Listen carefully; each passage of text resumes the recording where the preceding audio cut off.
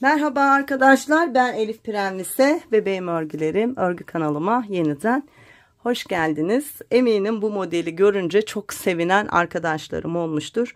Çünkü Instagram'da yayınladığım günden itibaren çok ilgi gördü ve YouTube'da anlatmam benden çok fazla istendi.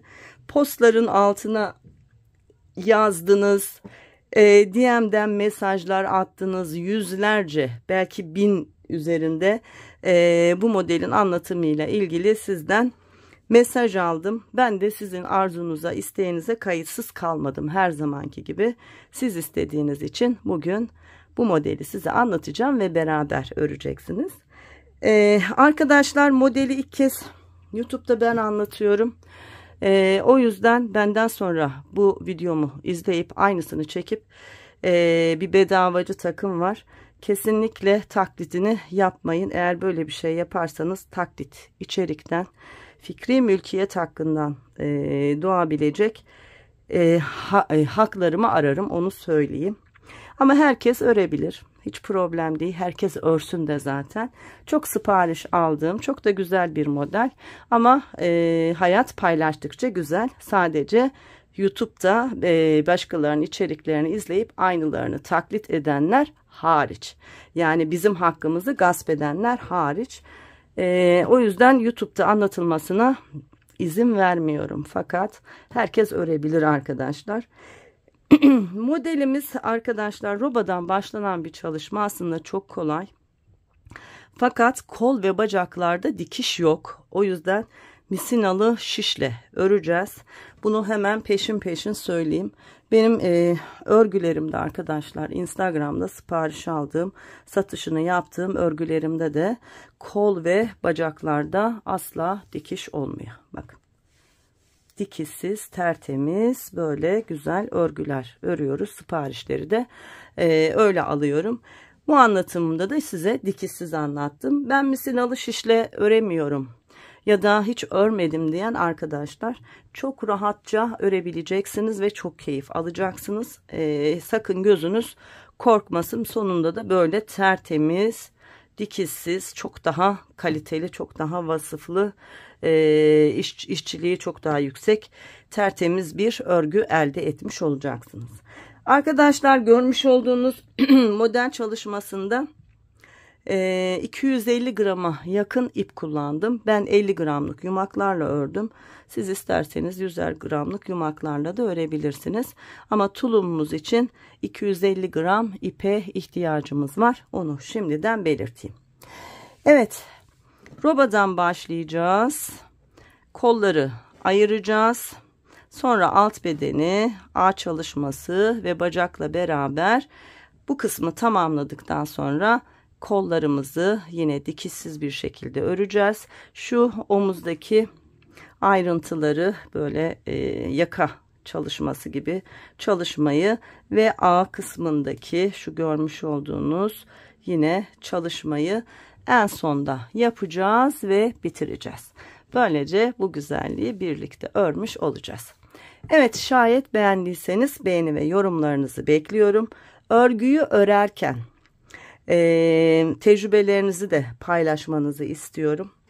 Yani şu kol ve bacak kısmında dikişsiz örmeye cesaret edemeyip ama ören arkadaşlar, mutlaka sizin tecrübelerinizi paylaşmanızı istiyorum. Evet, hazırsak şimdi bu güzelliği örmeye başlayalım. Evet arkadaşlar, işlemeli tulum çalışmamda Etrofil'in Bambino Lüks Koton ipini kullanacağım. 50 gram ve 105 metre uzunluğunda. Yani 100 gram iplerle örmek isterseniz arkadaşlar 100 gram 200-210 metre uzunluğunda ipler kullanabilirsiniz. Benim ipim organik koton karışımı bir ip. %60 organik koton, %40 premium anti peeling, yani tüylenme özelliği olmayan bir anti peeling örgü ipi. Çok yumuşak ve güzel. Bu Nako Elite Baby Alize Baby Best'ten görünüş olarak kalın değil, fakat örülünce biraz daha böyle tok duran bir örgü ipi. Aynı iple örmek isteyen arkadaşlar renk numaram 70327. Evet arkadaşlar, şiş olarak da 4 milimetre örgü şişi kullanacağım. Şişime klasik ilmek atma tekniğiyle beraber toplamda 72 tane ilmek attım ve görmüş olduğunuz gibi 1, 2, 3 diş haroşa boyunca yaka kısmımı ördüm. Yaka kısmımızın haroşa sayısı 3 diş haroşa arkadaşlar. Ardından bir işaretleyici ile beraber şöyle rahat anlayabilmeniz adına robayı ayırdım. Şu görmüş olduğunuz ön bedenim 2, 4, 6, 8, 10, 12, 14 ilmek. 15. ilmek benim roba ayrım ilmeğim. 15. ilmeğe bir işaretleyici taktım. Ardından kolum için 2, 4, 6, 8, 10, 11 ilmek ayırdım. Yine 12. ilmeğim benim roba ayrım ilmeğim. İşaretleyicimi taktım. Arka bedenimiz 2, 4, 6, 8, 10, 12, 14, 16, 18 ilmek arkadaşlar. Yine 19. ilmeğim benim roba ayrım ilmeğim. Buraya işaretleyicimi taktım. 2, 4, 6, 8, 10, 11 ilmek ikinci kolum için kol ilmeklerimi ördüm. Yine 12. ilmeğim benim roba ayrım ilmeğim ve diğer ön bedenim 2, 4, 6, 8, 10, 12, 14 ilmek. Roba ayrımlarımızı yaptık. Artık örmeye başlayabiliriz. İlk sırada yaka düşürme yapmayacağım. Yaka düşürmeyi seven arkadaşlar bu tulumumuzda mevcut. Ama ilk sırada önce ilk roba kurulumunu yapacağım. Ardından ikinci artışta yaka düşürmeleri çalışacağız. Şimdi ilik düğme kısmımız 8 ilmek arkadaşlar. İlk ilmeği boş aldım. Sonra 2, 3, 4, 5, 6, 7, 8 ilmek ilik düğme için ördüm. Bu sırada aynı zamanda ilik çalışması yapacağız. Şimdi devam ediyoruz. Son 8 ilmekte bunu yapacağız. Sıradaki 1, 2, 3, 4, 5, 6 ilmeği düz olarak örüyorum ve roba ayrımının olduğu yere geldim. Bir gizli artırma yapıyorum.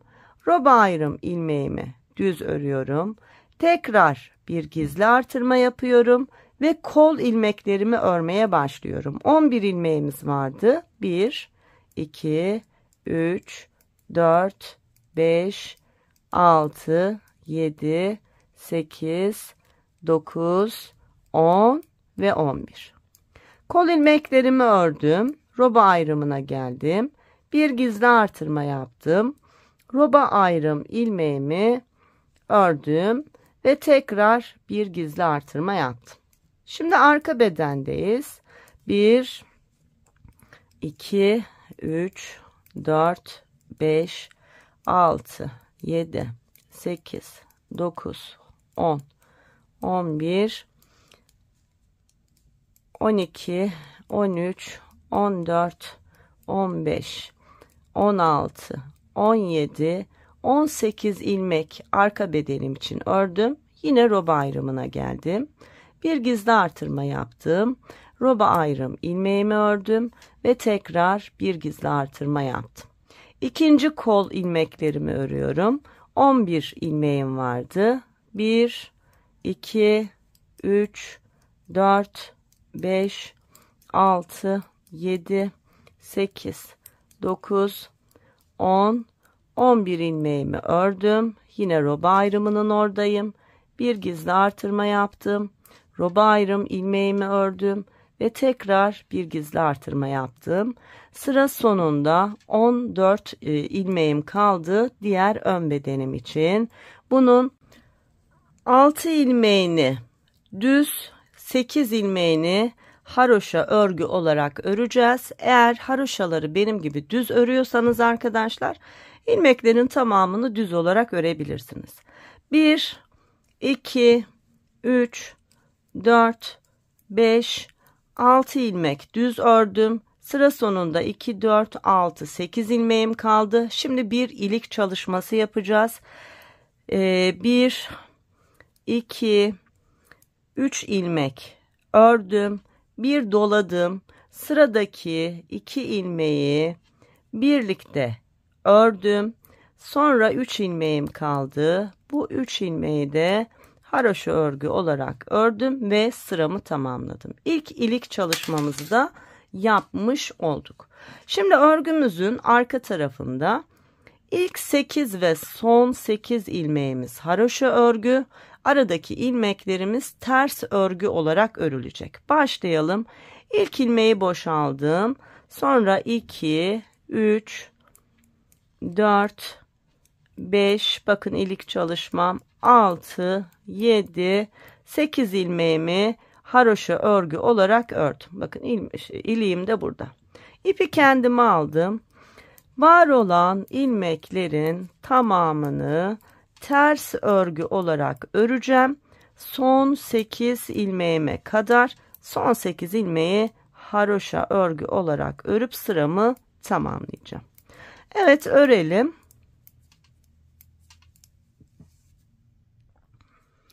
Evet, sıra sonunda 2, 4, 6, 8 ilmeğim var. İpi arkaya aldım ve 8 ilmeğimi haroşa örgü olarak ördüm. Sıramı tamamladım. Evet. İlk kurulumu yaptık. İlk iliğimizi açtık. Şimdi devam edeceğiz. Bakın düz örgüler ve haroşa örgü belli olmaya başladı. Şimdi arkadaşlar yaka düşürme çalışacağız. Şöyle yapacağız. Çok kolay. Yaka düşürmeyi seven arkadaşların çok hoşuna gidecek eminim. Önce ilk 8 ilmeğimiz haroşa örgü. Bu hep böyle devam edecek. 8 ilmek haroşayı ördükten sonra ilerliyorum. 1, 2, 3, 4, 5, 6, 7 ilmek düz ördüğümde roba artışının olduğu yere geldim. Şu bir önceki artış ilmeği. Hemen bir artış yaptım. Roba ayrım ilmeğimi ördüm. Tekrar bir artırma yaptım. Ve kol ilmeklerimi örüyorum. Bir önceki sırada 11 ilmek vardı kol ilmeklerimde. Sağından ve solundan artış yaptığımız için 13 ilmek oldu. 13 ilmeği ördüğümde bakın yine işaretleyicim burada. Roba ayrım ilmeğini gördüm. Bir gizli artırma yaptım. Roba ayrım ilmeğimi ördüm. Bir gizli artırma yaptım. Ve arka bedeni örmeye başladım. Arka bedende de 18 ilmeğimiz vardı. Sağından ve solundan artış yaptığımız için 20 ilmeğimiz oldu. 20 ilmeğimi düz örgülerle örüyorum. Evet, ördüm. Bakın yine roba ayrım ilmeğim burada. Bir gizli artırma yaptım. Roba ayrım ilmeğimi ördüm. Tekrar bir gizli artırma yaptım. Ve ikinci kolumu örüyorum. Yine 11 ilmeğimiz vardı. Sağından solundan artış yaptığımız için kol ilmek sayımız 13 ilmek oldu. 13 ilmeği ördüm. Yine roba ayrım yerine geldim. Bir gizli artırma yaptım. Roba ayrım ilmeğimi ördüm.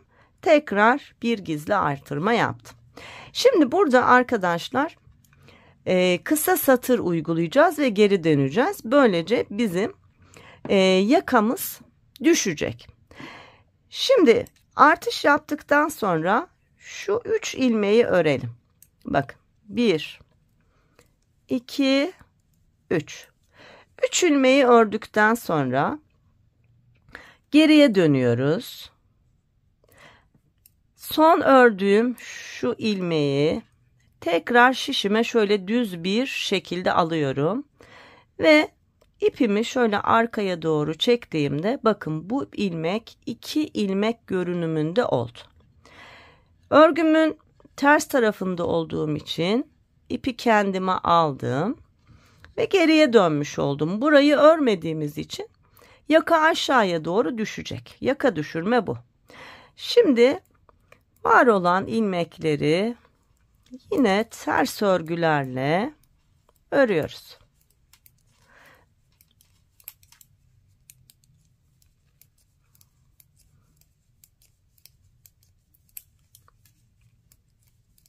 Aklınız karışmasın diye bunu kesmeden şöyle göstererek anlatayım. Bir kavrayın. Siz de hatta benimle birlikte bu çalışmayı yapın. Ben yavaş yavaş öreyim. Evet, ön bedenden geriye döndüm. Kol ilmeklerimi ördüm. Şu an arka bedenin ilmeklerini örüyorum.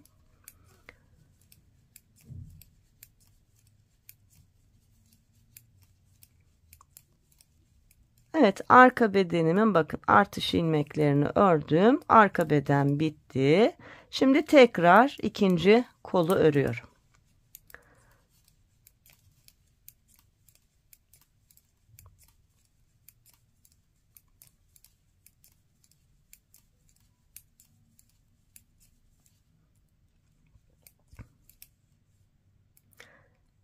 Evet, ikinci kolum bitti.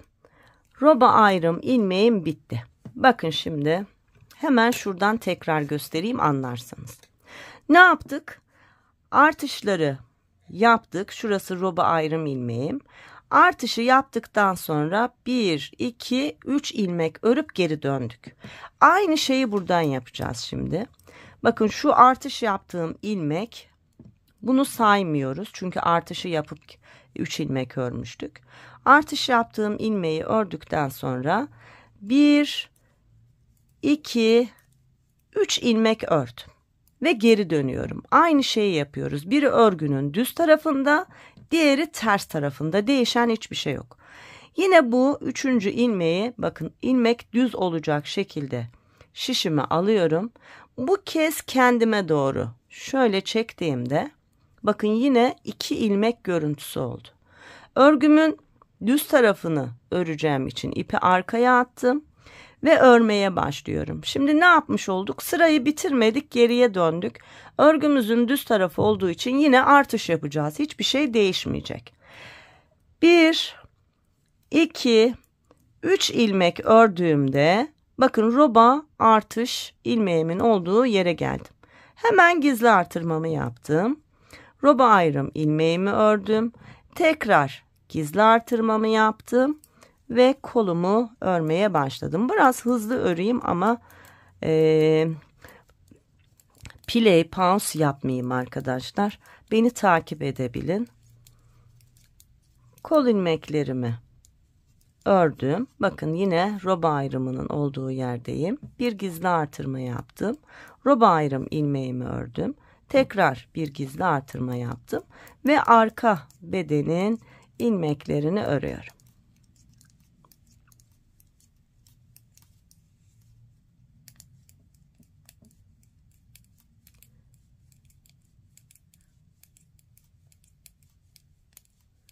Evet, arka bedenin ilmeklerini de ördüm. Yine roba ayrım yerindeyim. Bir gizli artırma yaptım. Roba ayrım ilmeğimi ördüm. Tekrar bir gizli artırma yaptım ve ikinci kol ilmeklerimi örüyorum.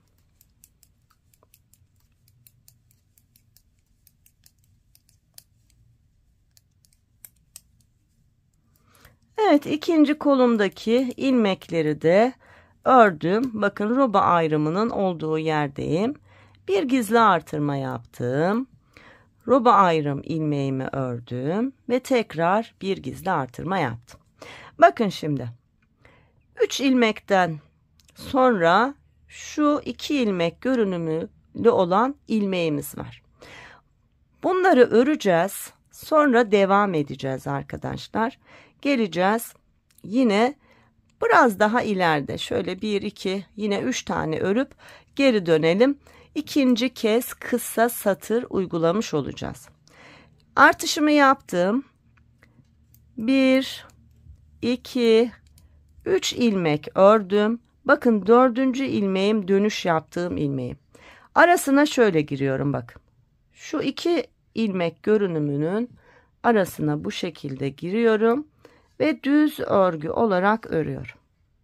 Hiç belli olmuyor. Bundan düzgün kısa satır ben bilmiyorum arkadaşlar.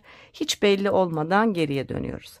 Evet, şimdi tekrar 1, 2, 3 ilmek örüyorum.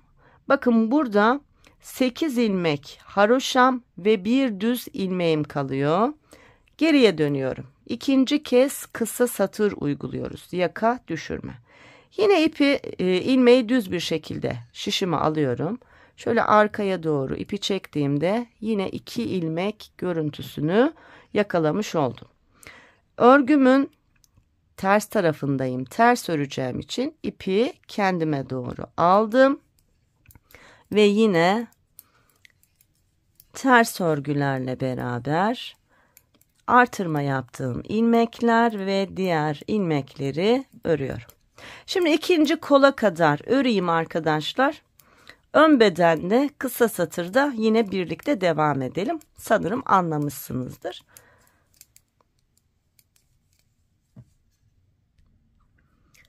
Evet, bakın ikinci kolu tamamladım. En son roba ayrımının öncesindeki artış ilmeğimi ördüm. Şurası roba ayrım ilmeğim. Onu da ördüm. Şimdi bakın, roba artışından sonra 1, 2, 3 ilmek öreceğiz. Yine şöyle yaparsam daha iyi göreceksiniz. 2 ilmek görünümünde olan geri döndüğümüz ilmeğimiz burada. Evet, önce artış ilmeğimi örüyorum. Ardından 1, 2, 3 ilmek ters ördüğümde şu 4. ilmek benim kısa satır ilmeğim. Buna nasıl batıyorum? Şimdi onu nasıl göstereyim size. Önce şöyle biraz şu ön taraftan şöyle ilmeği rahatlatıyorum. Sonra bakın arkada şöyle ters tarafından bu 2 ilmek görüntüsünün içine giriyorum. Şöyle çevireyim. Bakın şöyle. Sonra yine ters örgü olarak örüyorum. Bakın ne kadar düzgün. Görüyor musunuz? Hiç belli değil. Şimdi buradaki birinci kısa satırımızı bitirdik. Ne yapmıştık? Bunu yaptıktan sonra 1, 2, 3 ilmek örüp geriye dönmüştük. Yine bakın 2, 4, 6, 8 haroşadan sonra bir ilmeğimiz kaldı. Şimdi geriye dönüyoruz. Şu ilmeği düz olacak şekilde şişimi alıyorum ve kendime doğru çektim. Bakın 2 ilmek görüntüsünü elde ettim. Düz örgü öreceğim için ipi arka tarafa attım ve yine roba çalışmama, artırmalara devam ediyorum. 1, 2, 3, 4, 5, 6, 7 ilmek düz örgü ördüğümde bakın roba ayrım ilmeğim burada. Hemen bir gizli artırma. Sonra roba ayrım ilmeğimi ördüm ve tekrar bir gizli artırma. Yine hızlıca ilerleyeyim. Kol ilmeklerimi örüyorum.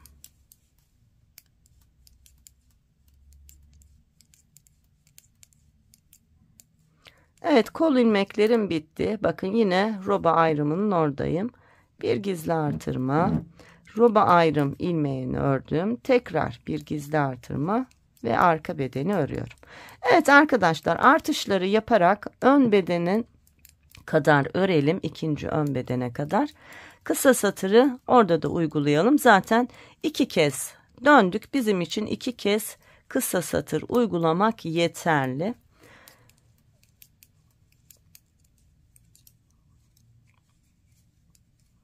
Biraz hızlı öreyim, kapatmayayım zaten. Az ilmeğim kalmış. Çok zamanınızı almamak adına aslında böyle yapıyorum.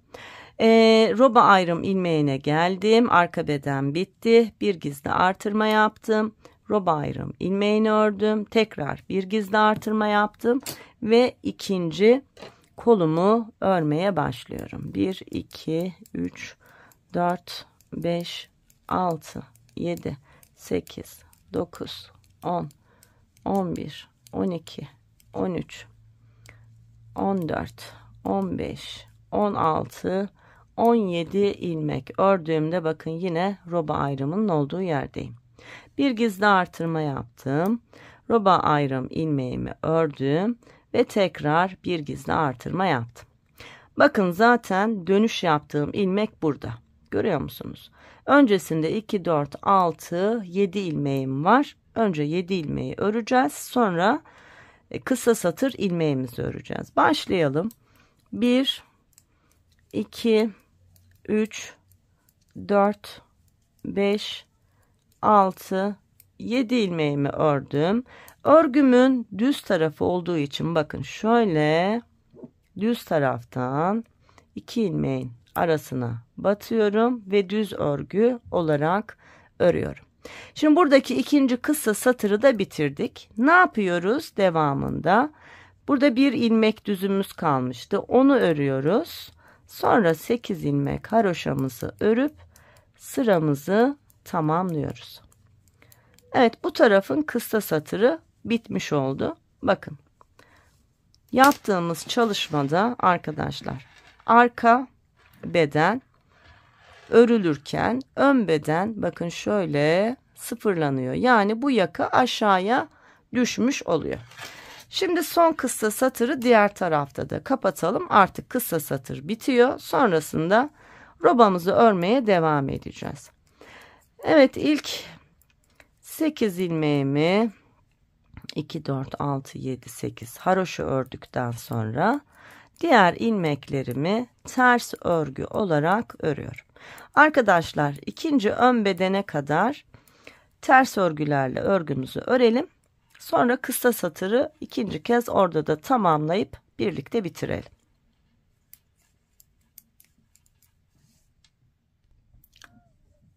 Evet, ikinci kolumu tamamladım. Şu anda roba ayrım ilmeğini örmüş oldum. Bakın burada da dönüş yapmış olduğum ilmek burada. 2, 4, 6, 7 ilmek öreceğim. Şu roba artış ilmeği hariç. Evet, en son roba ayrım ilmeğini örmüştüm. Ardından artış ilmeğimi ördüm. 1, sonra 2, 3, 4, 5, 6, 7 ilmek ördüm. Bakın 8. ilmeğim yine şuradan çok belli oluyor. Geri dönüş yaptığım ilmek. Şöyle nasıl göstersem size daha rahat. Bakın şu iki ilmeğin arasına giriyorum tersten. Şöyle iki ilmeğin arasına şöyle giriyorum. Ve ters olarak iki ilmeği birlikte örüyorum. Sıra sonunda 8 haroşa bir ters ilmeğim var.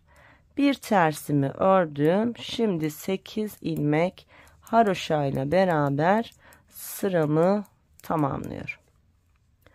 Evet, kısa satırı tamamlamış olduk. Şöyle bir robayı görün arkadaşlar. Bakın.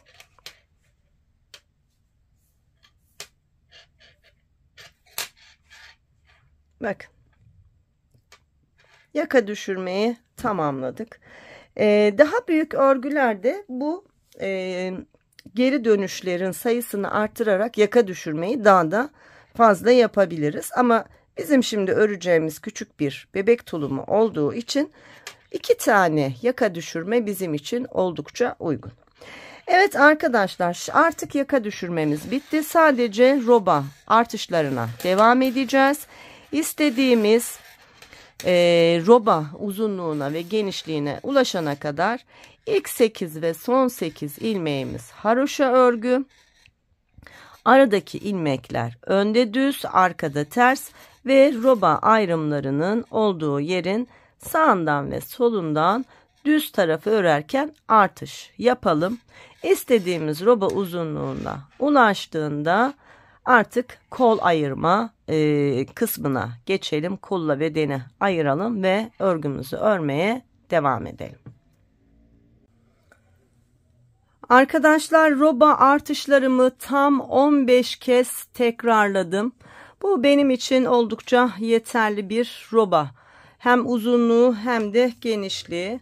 Şöyle ölçtüğümde roba ayrım kısmında 15 santim uzunluğunda bir roba çalışması yapmış oldum. Şu arka bedenden de ölçü vermeye çalışayım ama biraz ördükten sonra net bir ölçü olur. Yine de şöyle ölçü vermeye çalışayım.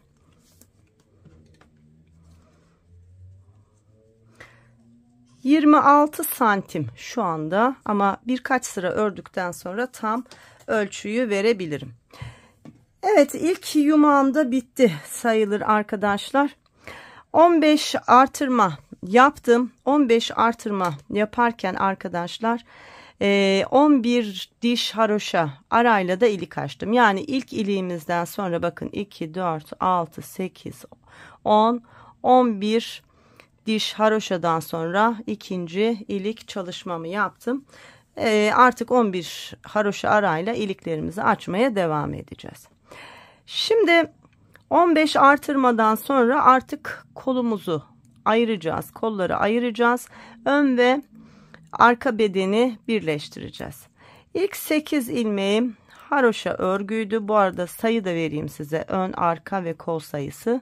Ön bedenim 8 haroşadan sonra 9, 10, 11, 12, 13, 14, 15, 16, 17, 18, 19, 20, 21, 22, 23, 24, 25, 26, 27, 28, 29 ilmek.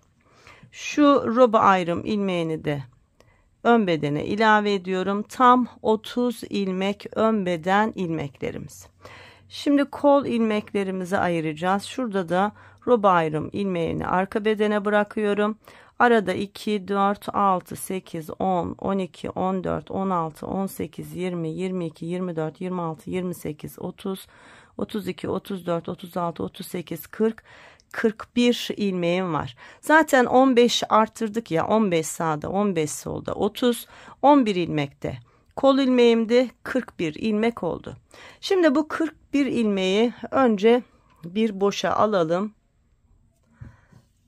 Evet, bir iğneye ip geçirdim ve şimdi ilmeklerimi, 41 ilmek kol ilmeklerimi bu ipin üzerine alacağım.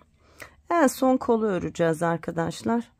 Rahat çalışabilmemiz için en kolay yöntem şöyle ipe taşımak oluyor.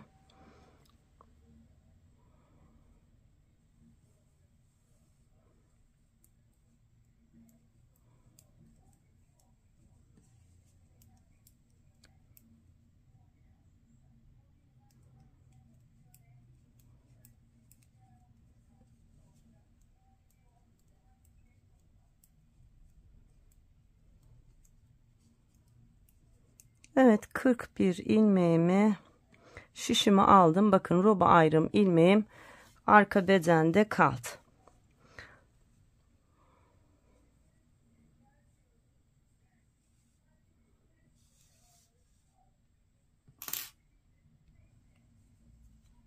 Evet. Şimdi burada bir düğüm yapalım.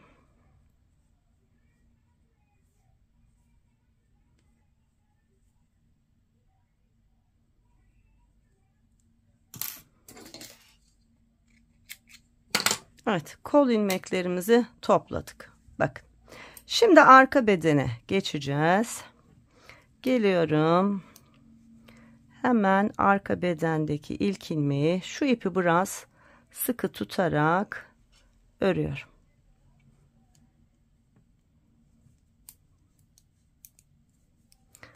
Ve arka beden ilmeklerimi örüyorum. Şimdi arka bedeni de söyleyeyim. 2, 4, 5, 6, 7, 8, 9, 10, 11, 12, 13, 14, 15, 16, 17, 18, 19, 20, 21, 22, 23, 24, 25, 26, 27, 28, 29, 30, 31, 32, 33, 34, 35, 36, 37, 38, 39, 40, 41, 42, 43, 44, 45, 46, 47, 48, 49, 50 ilmek. Arka beden ilmeklerimiz 18'di. 15 kez artırdık sağda solda, 30 artırma oldu, 48 etti. Roba ayrımının her iki ilmeği, biri bir taraftan 49, diğeri diğer taraftan 50 ilmek oldu ve ilk yumağım bitmiş oldu. Şimdi ikinci kolda da yine 41 ilmeğim var. Bu 41 ilmeğimi yine ipe alıp geliyorum arkadaşlar. Evet, 41 ilmeğimi ipe aldım. Aynı çalışmayı burada yapıyorum.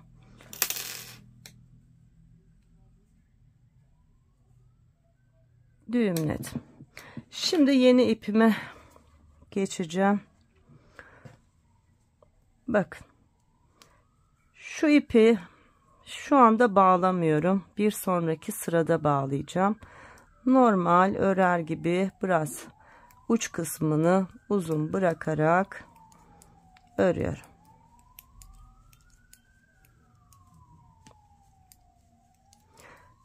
İp bağlantılarınızı kol altları ya da görünmeyen yerlerde yapmaya dikkat edin arkadaşlar. Tam kol altıma tesadüf denk geldi. Ama daha farklı bir yerde gelmiş olsaydı fazla olan ipi kısaltacaktım ve uygun bir yerde yeni ipi bağlayacaktım. Evet, ön bedeni yine düz örgülerle ve haroşa örgüyle ördüm, tamamladım. Şimdi şurayı nasıl bağladığımı göstereceğim. Önce ilk 8 haroşayı örüyorum.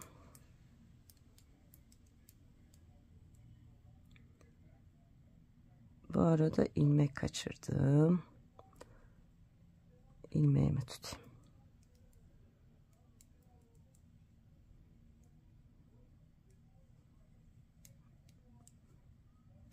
Evet. 8 ilmek haroşadan sonra 1 2 3 4 5 6 7 8 9 10 11 12 13 14 15 16 17 18 19 20 21 22 ilmek ördüm. Toplamda zaten 30 ilmekti. Bakın şimdi bağlayacağım.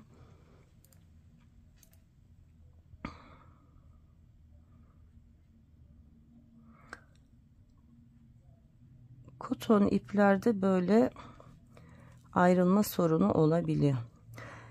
Evet, şimdi kol altındaki ilk ilmeği yine sıkı sıkı ördüm. Şöyle birkaç ilmek ördükten sonra bakın şu iki ilmeğe şöyle düğüm atıyorum ve bunu sonra gizleyeceğim. Bakın hiç ayrılma vesaire olmadı. Evet, bu şekilde sıra sonuna kadar ilmeklerimizi örelim arkadaşlar. Artık roba artışlarımız bitti. Ön bedenlerle arka bedeni birleştirdik.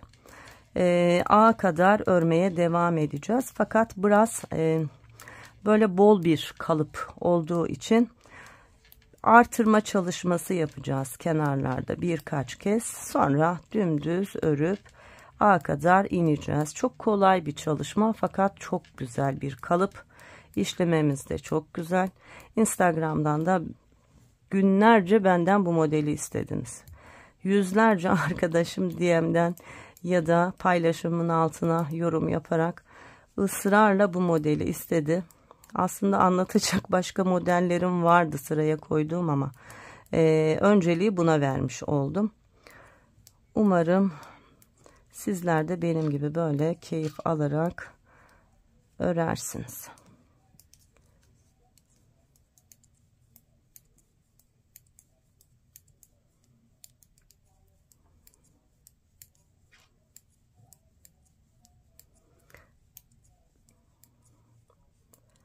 Evet, kol birleştirme yaptıktan sonra, kolu ayırıp ön ve arkayı birleştirdikten sonra ikinci sıramızı örmüş olduk. Şimdi aynı şekilde var olan ilmekleri arkadaşlar ön sırada bir kez örelim, arka sırada ikinci kez örelim. Toplamda 4 sıra örmüş olalım. Şu anda 2 sıra ördük, 2 sıra daha örmüş olalım ve ilk artırmayı birlikte yapalım. Evet, önde bir sıra düz, arkada bir sıra ters, ilk ve son 8 ilmek haroşa olacak şekilde örgümü ördüm. Yani kol altı birleştirmeyle yaptığımız çalışmada 1 2 3 4 sıra örmüş oldum. Şimdi arkadaşlar şu kol altlarımızı bulalım. Şuradaki işaretleyicilerimizi çıkartalım. Şimdi bakın. Zaten çok belli. Şurası bizim tam birleşme yerimiz. Bu taraf ön beden, bu taraf arka beden. Diğer tarafta da yine bulalım. Bakın burası ön beden, burası arka beden. Tam şöyle arasına işaretleyicimi taktım.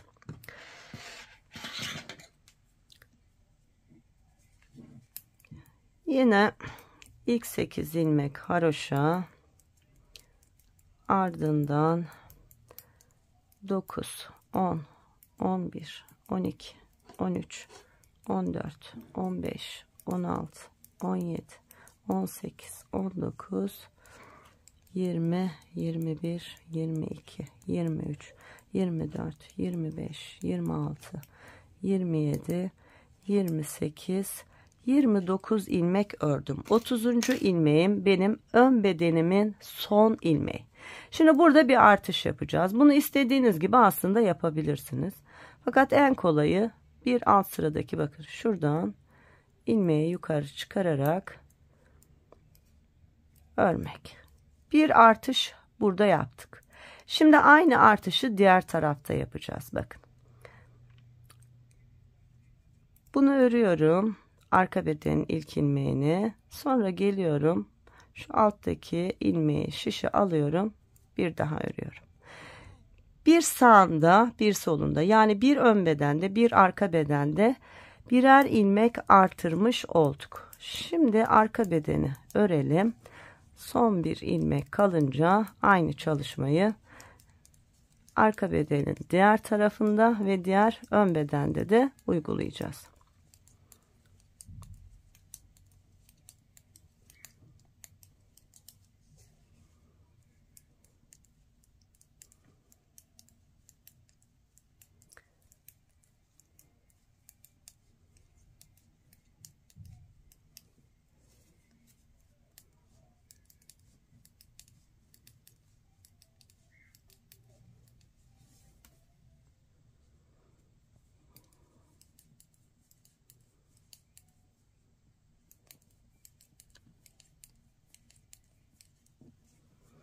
Evet, zaten bakın işaretleyicim orada. Son ilmeğim bu. Bakın. Bu son ilmeğin altındaki ilmeği şişe alıyorum. Önce bunu, sonra normal ilmeğimi örüyorum. Bir artış yaptım. Şimdi aynı çalışmayı ön bedenin ilk ilmeğinde yapacağım. Önce ilk ilmeği ördüm. Sonra bakın altındaki ilmeği yukarıya aldım. Bunu da ördüm.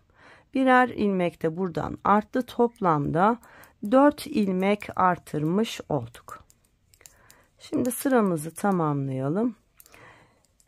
5 sıra arayla arkadaşlar bunu 2 kez daha tekrarlayacağız. 3 kez tekrarlamamız yeterli. Yani daha da geniş olmasını isterseniz 4 kez de tekrarlayabilirsiniz. Ben duruma göre hareket edeyim, öyle söyleyeyim size. 3 ya da 4 kez. Bir bakayım genişliğe. Evet. Yapacağımız bundan sonra hep aynı şeylerin tekrarı. Dediğim gibi şuradaki artışları, şimdi bunu birinci sıra kabul edersek 6. sırada tekrar açacağız arkadaşlar. 6 sıra arayla. Eğer şu açtığımızı saymazsak 5 sıra öreceğiz. Yani ne olacak? Arkayı öreceğiz 1, önü öreceğiz 2, arkayı öreceğiz 3, önü öreceğiz 4, arkayı öreceğiz 5. 6. sıra düz sıramız olacak. Düz sırada yine aynı çalışmayı yapacağız. Nerede yapacağız onu yine söyleyeyim. Yine şu son ilmekte yapacağız arkadaşlar. Artış yerlerimiz hep aynı. Yani bu taraflara kaymayacağız. Tam kol altı orta ilmeğimiz nereyse artışları hem sağından hem solundan buradan yapacağız. 3 ya da 4 kez artıracağım. Net bir şey söylemiyorum. Bir de 11 diş haroşa arayla ilik açmaya devam edeceğiz. Bakın 2-4 diş haroşa örgü örmüşüm. 7 diş daha örünce 11'e tamamlanacak ve 3. iliğimi açacağım. Toplamda zaten 4 ilik çalışmamız olacak. Evet, dediğim gibi örmeye devam edelim. Sonra A kesimleriyle bacak ve kol çalışmasıyla zaten tulumumuzu bitireceğiz. Evet arkadaşlar, ilk artırmadan sonra yine 5 sıra arayla bir kez, sonra 5 sıra arayla bir kez daha önde ve arkada artırma yapmış oldum. Yani toplamda 3 kez arttırdım. 6 ilmek sağ tarafta, 6 ilmek de sol tarafta, toplamda 12 artırma yaptım. 11 diş haroşa arayla iliklerimi açtım. Bakın düğmelerimi diktim. Ahşap düğmeler kullandım. Tam 4 tane ilik çalışması yaptıktan sonra son iliğimden sonra 2, 4, 6 diş haroşa boyunca örgümü ördüm. Bakın yaka düşürmemiz burada ne kadar belli. Ense kısmımız burada. Yakanın ön kısmı aşağı yukarı 2 santim, hatta 3 santim aşağıda olmuş oldu. Şimdi size ölçü de vereyim. Kol altından kol altına genişliğim 26,5 hatta 27 santim. Şöyle düzgün ölçü vereyim. Evet, tam 27 santim kol altı genişliğimiz var. Şu yaka genişliğim tam 10 santim arkadaşlar. Kol evini şu an vermiyorum çünkü ipte biraz topluyor. Artırma yaptıktan sonra da beden genişliğim arkadaşlar, şöyle düzgünce tuttuğumuzda tam 29 santim. Ve A kısmını öreceğiz. Burada şimdi birleştirme yapacağız. Buraya kadar var olan uzunluğumuz şu arka ortadan ölçtüğümde tam 32 santim. Omuzdan ölçtüğümde şöyle omuzu düzgün tutarak ölçerek siz de kontrol edin. Tam 35 santim. Evet, şimdi ne yapacağız? Düğmelerimi diktim. Bakın şimdi şurada artık dönerek örgüye başlayacağız. Dönerek örgüye başlayacağımız için şurada ilik düğme kısmını şurada birleştireceğiz. Bu arada benim bir papağanım var. Şu anda başıma kondu. Orada konuşup duruyor benimle beraber. Evet. Şimdi ne yaptım? En son 6 diş haroşa olacak şekilde. Bu arada arkadaşlar ikinci yumağım da bitti. Üçüncü 50 gramlık yumağıma başladım. Siz 100 gramlık iplerle örüyorsanız sizin bir yumak 100 gram ipinizin bitmiş olması lazım.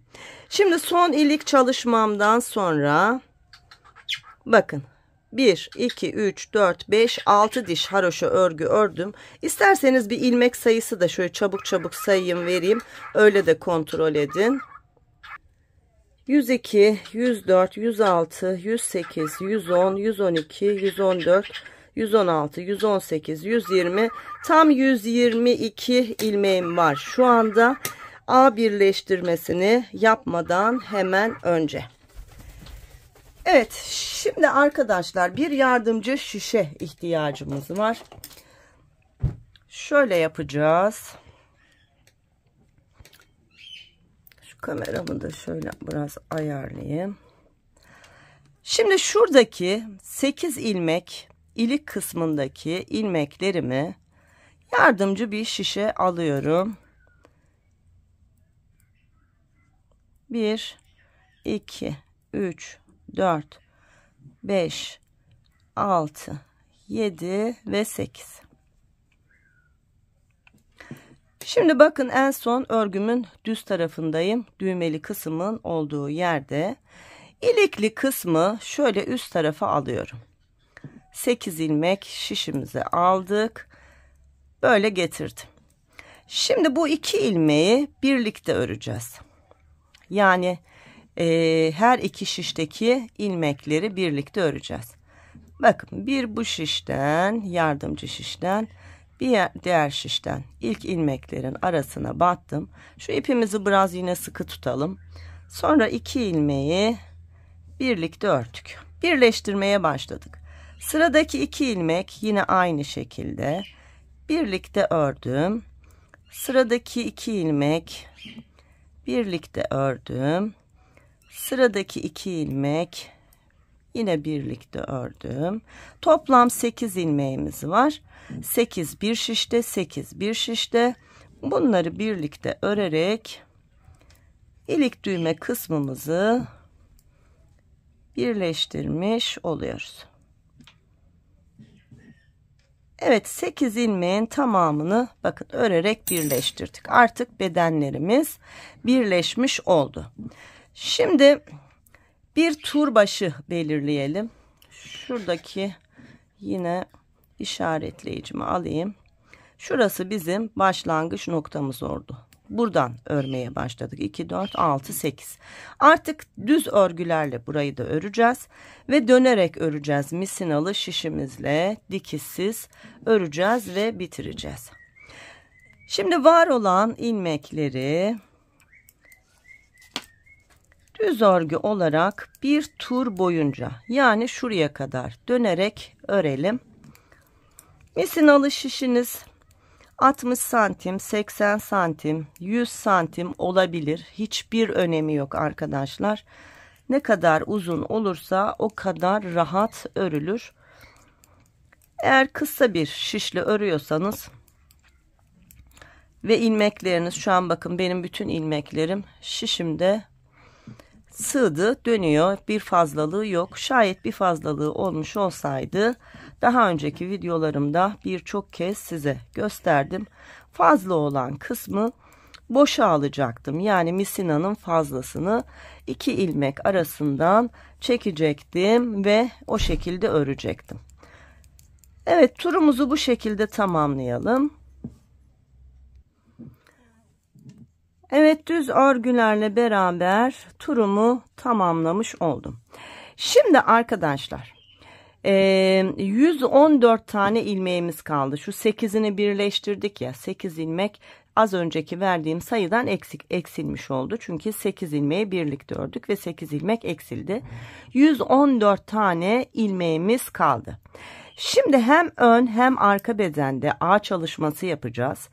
Şu orta kısımda hem öndeki ağı bulacağız hem arkadaki ağı bulacağız. Yani 2, 4, 6, 8 ilmeğimiz var. Bakın bizim ilk ön ağ kısmımızın ortası hemen şurası. İlk 4 ilmekten sonra 2 ilmeğin arasına bakın yerleştirdim. 1, 2, 3, 4, hemen araya bir ayraç taktım. 114'ün yarısı 57 ilmek. Şimdi 57 ilmek sayacağız. Bakın sayalım. 2, 4, 6, 8, 10, 12, 14, 16, 18, 20, 22, 24, 26, 28, 30, 32, 34, 36, 38, 40, 42, 44, 46, 48, 50, 52, 54, 56, 57. Arka ortamız burası. Hemen şuradaki ayracımı buraya da alayım. Burada arka ortamız. Şimdi kontrol edelim. Diğer şişe kadar yine 57 ilmeğimizin olması lazım. 2, 4, 6, 8, 10, 12, 14, 16, 18, 20, 22, 24, 26, 28, 30, 32, 34, 36, 38, 40, 42, 44, 46, 48, 50, 53, 4'te ilik düğme kısmımızda 54, 55, 56, 57. Yani ağı hem önden hem arkadan bölmüş olduk. Aynı benim yaptığım gibi arkadaşlar, işaretleyicinizi takın. Şimdi ağ çalışması yapacağız. Ağda artırma yapacağız. Onu da şöyle yapacağız. Şurası tam orta kısmımız ya. Şurası orta kısmımız. Bir ilmeğin sağından bir solundan, yani 2 ilmeğin kenarından artış yapacağız. Hatta şöyle yapalım. Başlarken onları şöyle işaretleyelim. Şimdi başlayalım. Şu ilk ilmeği örerek başlıyorum. Şurada arkadaşlar genelde bu birleştirmeyi yaptıktan sonra şurayı örerken bir ayrıklık oluyor. Bakın normal öreyim, bir görün. Bakın görüyor musunuz? Bunu engellemek için şuradan ilmeği yukarıya alıyorum ve bu 2 ilmeği şöyle yapayım, daha rahat olur. Bu 2 ilmeği birlikte ördüğümde buradaki o açıklığı kaybetmiş oluyoruz. Evet, şimdi bir ilmeği ördük. Haroşa kısmımızdan 3 ilmek kaldı. Şimdi buradan da 2 ilmek ördüğümüzde tam A ortasının kenarında sağ tarafında bir ilmek, sol tarafında bir ilmek kaldı. Hemen burada bir gizli artırma yapıyoruz. Şu işaretleyicilerimi bu 2 ilmeğin kenarına koyalım. A kısmımızda 2 ilmek olacak ve sağından solundan artış yapacağız. Şimdi artışımızı yaptık. Bir ilmek ördük. Tam A ortasındayız. A ortasındaki diğer ilmeği de ördük. A ortasında 2 ilmeği örmüş olduk. Bir işaretleyici de buraya takalım. Sonra tekrar bir gizli artırma yapalım. Ve devam edelim. Düz örgülerle beraber. Şu işaretleyicimizin olduğu yerden bir önceki ilmeğe kadar. Burada da bir sağında bir solundaki 2 ilmeğin etrafından artış yapacağız. Evet, arka A ortasına geldim. Bakın işaretleyicim burada. Öncesinde bir ilmeğim var. Yine bir gizli artış yaptım. Buraya yine işaretleyici takalım. 2 ilmek işaretleyicimizin arasında kalsın. Aklımız karışmasın. Bir ilmek ördüm. 2 ilmek ördüm. İşaretleyicimi yine yerine taktım. Ve bir gizli artış yaptım. Önde ve arkada A ortalarının 2 ilmeğinin sağından ve solundan artış yaptık. Toplamda 4 tane artış yapmış olduk arkadaşlar. Şimdi turumuzu tamamlayalım. Tam ilik düğme kısmının olduğu yer tur başlangıcımız. Oraya kadar örelim.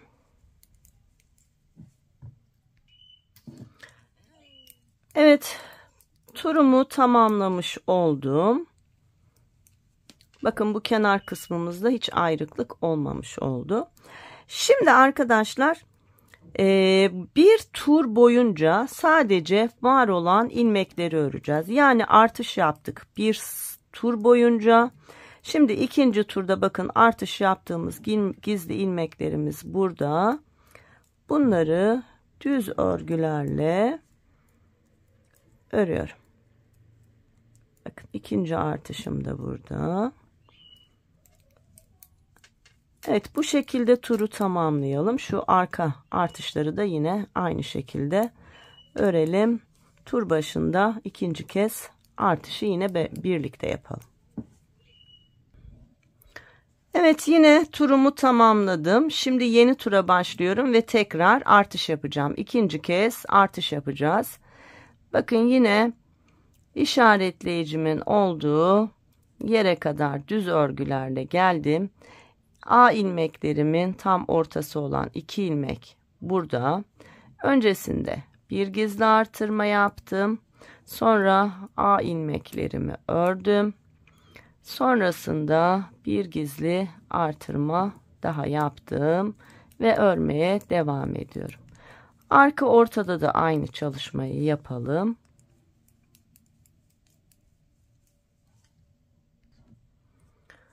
Evet, arka ortaya geldim. Bakın yine işaretleyicimin arasında 2 ilmek var. Öncesinde bir gizli artırma yaptım. A ilmeklerimi ördüm. Sonrasında tekrar bir gizli artırma yaptım ve örmeye devam ettim. 2 kez artırmış olduk. Şimdi turumuzu tamamlayalım. Ardından bir tur boyunca var olan ilmekleri düz örgü olarak örelim. Üçüncü ve dördüncü kez artırma yapacağız. Yine artışımızı yapalım aynı yerlerden. Sonra bir tur boyunca düz örelim. Sonra tekrar dördüncü ve son kez artışımızı yapalım.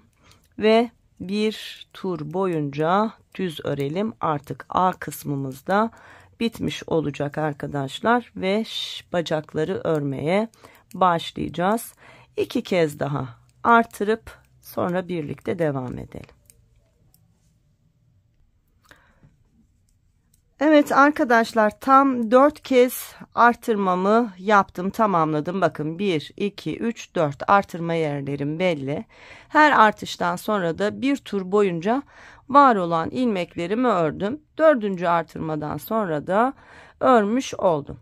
Şimdi artık bizim A çalışmamız bitmiş oldu. Şöyle bir bakalım. Hem santim söyleyeyim size. Şöyle son haroşa çalışmamdan sonra tam 3 santim uzunluğunda bir örgü ördüm ve buradaki A artışını yaptım. Yani şu kısmı, bacak kısmını rahatlatmış olduk. Hem önde hem de arkada. Bakın. Evet, şimdi artık bacaklarımızı ayıracağız. Şu A ortasındaki ilmeklerimiz kalacak ve diğer ilmeklerimizi öreceğiz arkadaşlar. Şimdi örerek başlıyorum. 1 2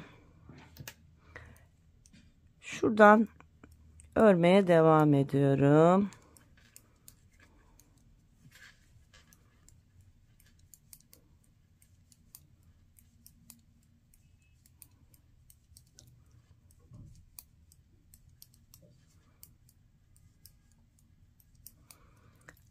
Diğer A ortasının oraya kadar ilk bacak çalışmamız olacak. Yani bacakları da aslında A ortasıyla ayırmış olduk. Şimdi şu işaretleyicinin olduğu yere kadar bir örelim. Evet, tam arka bedendeki A ortasının olduğu yere kadar geldim. Şimdi arkadaşlar, bacağımızın birini öreceğiz. Diğer bacağımızı tıpkı kolumuzda olduğu gibi şöyle ipimize aktaracağız. Bakın, A ilmeklerim burada. 1 2 A ilmeğimi aldıktan sonra devam ediyorum. Bacağımdaki ilmekleri şişime alıyorum.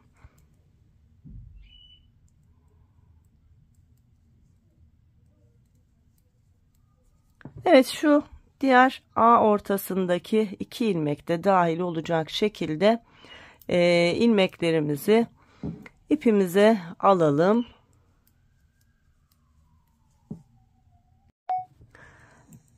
Evet, bacak ilmeklerimi iğneme aldım. Bakın, ön bedendeki şu 2 ilmek A ilmeklerim de dahil olacak şekilde hepsini şişime aldım.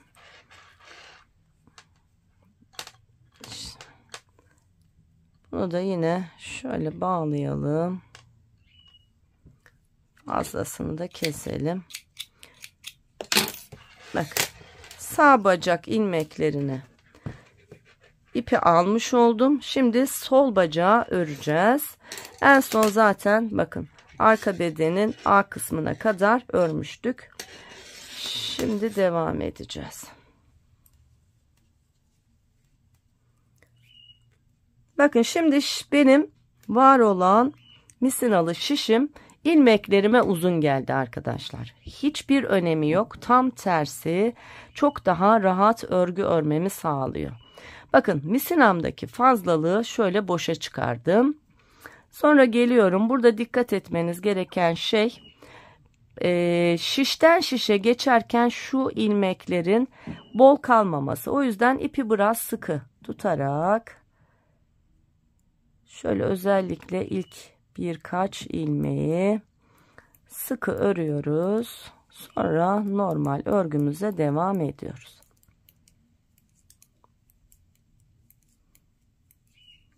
Şimdi burada tur başlangıcı yine şurası arkadaşlar.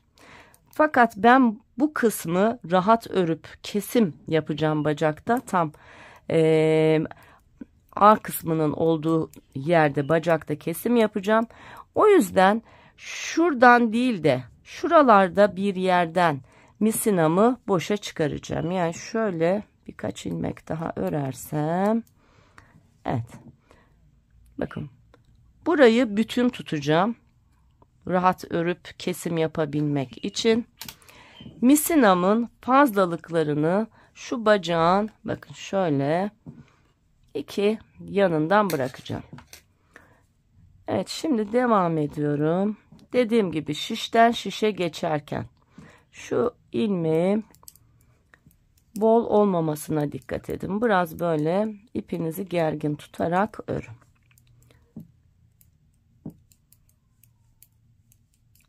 Evet, bacağımızı ayırdık ve ilk turumuzu örmeye başladık.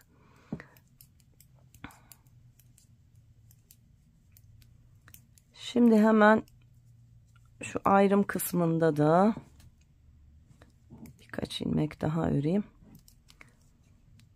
Yine işaretleyici koyacağım ve öyle çalışacağım.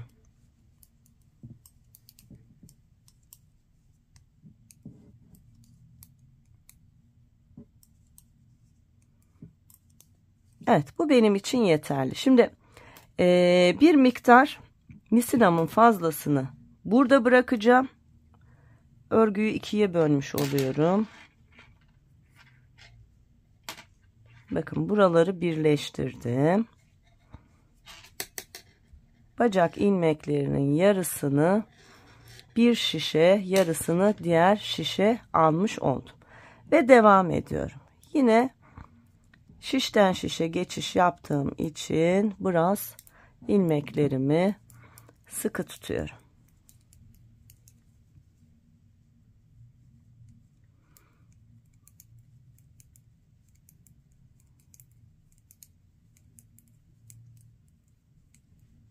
Evet, birinci turu tamamladık arkadaşlar. Bakın, birleştirdiğimiz yer burası. Hemen buraya bir işaretleyici takalım. Şaşırmayalım yerimizi. Şimdi ikinci turu örüyoruz. Bacağımızda kaç ilmek var onu da hemen söyleyeyim. Şuradan başlayalım. 2, 4, 6, 8, 10,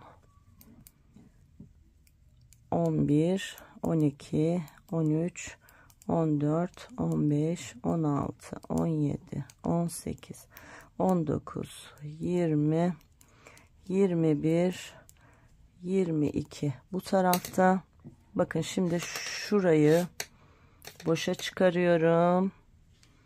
Burada biraz misinamdan pay bırakıyorum.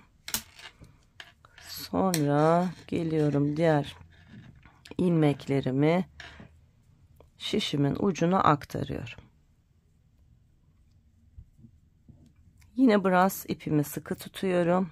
22 saymıştık. 23, 24, 25, 26, 27, 28, 29, 30, 31, 32, 33, 34, 35, 36, 37, 38, 39, 40, 41, 42, 43, 44, 45, 46, 47 ilmeğim var bacağımın birinde. Kesim yapacağız. Bakın şimdi şu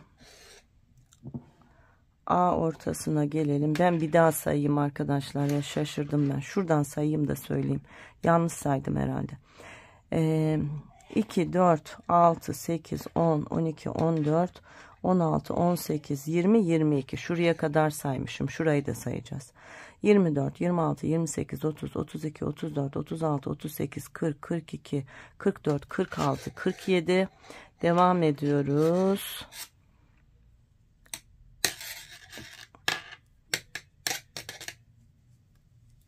Tam tur başlangıcımız burada ya. Ben şişten dolayı şaşırdım. 47, 48, 49, 50, 51, 52, 53, 54, 55, 56, 57, 58, 59, 60, 61, 62, 63 ilmeğimiz var şu anda bacağımızda. Şimdi arkadaşlar yavaş yavaş kesimlere başlayacağız. Bacağımızı böyle genişten dara doğru güzel bir kalıp çalışması olması için kesim yapacağız. Bir sonraki turda yapalım. Şu anda yeni A kısmını ayırdık. Bacağı ayırdık. Şu an erken. Bir tur daha örelim. Öyle ayıralım.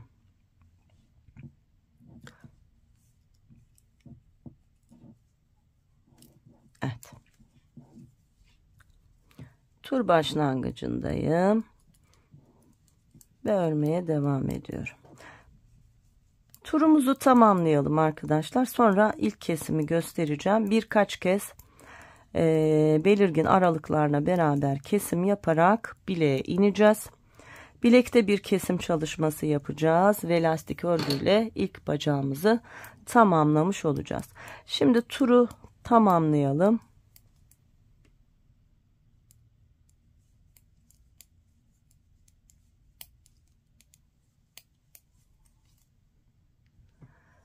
Turumu tamamladım. Bakın tekrar tur başlangıcına geldim.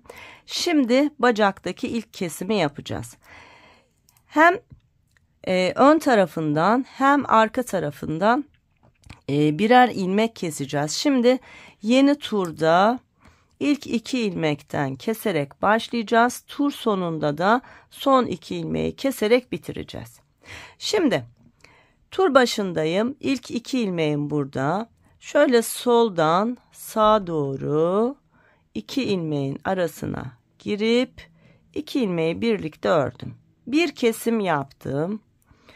Şimdi devam edelim. Düz örgülerle örelim. Tur sonunda 2 ilmek kalınca o 2 ilmekte de sağdan sola doğru kesim yapacağız. Evet, turları tamamlayalım. Evet, turumu tamamladım. Bakın tur sonunda 2 ilmeğim kaldı. Şimdi bir kesim de burada yapacağım. Benim ilmeklerimin yönü ters. O yüzden önce bu 2 ilmeğin yönünü düzeltiyorum.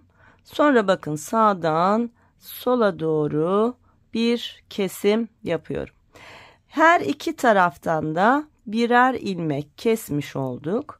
Şimdi birkaç sıra boyunca var olan ilmeklerimizi öreceğiz. Ardından yine aynı kesimleri tekrar edeceğiz arkadaşlar. Bir miktar öreceğiz, keseceğiz. Sonra bir miktar öreceğiz, yine keseceğiz. İstediğimiz bacak uzunluğuna ve genişliğine ulaşana kadar bu çalışmaya devam edeceğiz. Şimdi şöyle bir şey yapalım. Bakın, kesim yaptığım ilmek burada. Şu tur başlangıcımızdan karışmasın diye bakın. Hemen kesim yaptığım sıradaki şu ilmeğe, ipe işaretleyicimi taktım. Siz de aynen böyle yapın arkadaşlar. Kaç sıra arayla kestiğim belli olsun diye bunu böyle işaretledim. Siz de eğer işaretleyiciniz yoksa bir renkli ip bağlayabilirsiniz.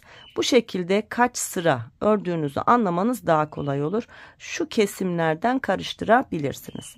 Şimdi ben bir miktar örüp kesmeye devam edeceğim. Ta bilek kısmına kadar keserek ilerleyeceğim. Her kesimden sonra da aynen şöyle işaretleyici koyacağım. Ve kaç sıra arayla kestiğimi size kesimlerimi bitirdikten sonra göstereceğim. Sonra bilek kısmı ve lastik çalışmasıyla ilk bacağımızı tamamlayacağız. Evet, kesimleri yaptıktan sonra devam edelim. Evet arkadaşlar, A kesiminden sonra bacaklara geçiş yapmıştık. İlk kesimden sonra bakın, işaretleyicimi hep taktım. 2, 4, 5 sıra ördüm. Yani 5 tur ördüm. İkinci kez kesim yaptım. Ardından yine 2, 4, 5 sıra ördüm. Tekrar kesim yaptım. Ve sonrasında 2, 4, 6, 7 sıra ördüm ve bir kesim yaptım. Bu arada şurayı da bir düzelteyim, rahat görün. Böylece arkadaşlar hem bacağımı daraltmış oldum, hem de artık istediğim bacak uzunluğuna ulaşmış oldum. Kaç santim ördüm hemen onu da söyleyeyim. Bakın, tam şu A kısmından tuttuğumda 11 santim uzunluğunda bir örgü örmüş oldum. Bacağımızın üst kısmının genişliği 15 santim, 15,5 gibi. Son kesim yaptığımızda da şöyle 13 santim kadar bir bacak genişliğimiz olmuş oldu. Şimdi arkadaşlar, bilek lastiğine geçeceğiz. Bilek lastiğine geçerken de yine kesim yapacağız. Şurası tur başlangıcımız. Şöyle göz kararı ilmekleri ortaladım. Şu misinamın fazla olan kısmını oradan dışarıya çıkardım. Şişimde kaç ilmek kaldı hemen onu da söyleyeyim. 2, 4, 6, 8, 10, 12, 14, 16, 18, 20, 22, 24, 26, 28, 30, 32, 34, 36, 38, 40, 42, 44, 46, 48, 50, 52, 54, 55 ilmeğimiz kaldı. Şimdi bilek lastiğine geçebilmemiz için de tam bilekte bir kesim yapmamız lazım. 55 ilmek, 10 ilmek kessek 45 ilmek, 12-13 tane ilmek keseceğiz arkadaşlar. Şöyle hem keseceğiz hem lastik kurulumuna başlayacağız. Bakın, tur başım burası. Tur başından itibaren örmeye başlayalım. Şöyle tur başımıza yine işaretleyicimizi takalım, yerimiz belli olsun. Tekli lastik çalışması yapacağız. Yani bir düz bir ters örgü öreceğiz. Bakın, bir düz, sonra ipi kendime alıyorum, bir ters. Şimdi bir düz örerken 2 ilmeği birlikte öreceğim. İlk kesimi yapacağım. Hatta şöyle yapayım, ara ara keseyim, sadece ilmekleri sayayım. Kaç ilmek kalmış onu söyleyeceğim size. Bir düzü örerken 2 ilmeği birlikte ördüm. 3 düz, 4 ters, 5 düz, 6 ters. Şu ikisini birlikte ördüm. 7 düz, 8 ters, 9 düz, 10 ters, 11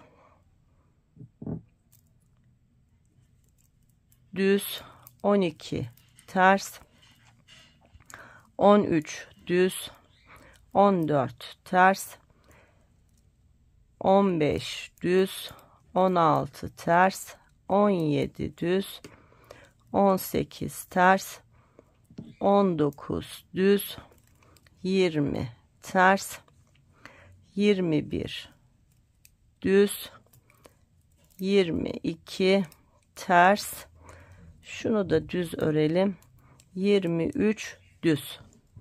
23 ilmek ördük. En son düzle ördük. Şimdi diğer tarafa geçiyorum. Tersle başlayacağız.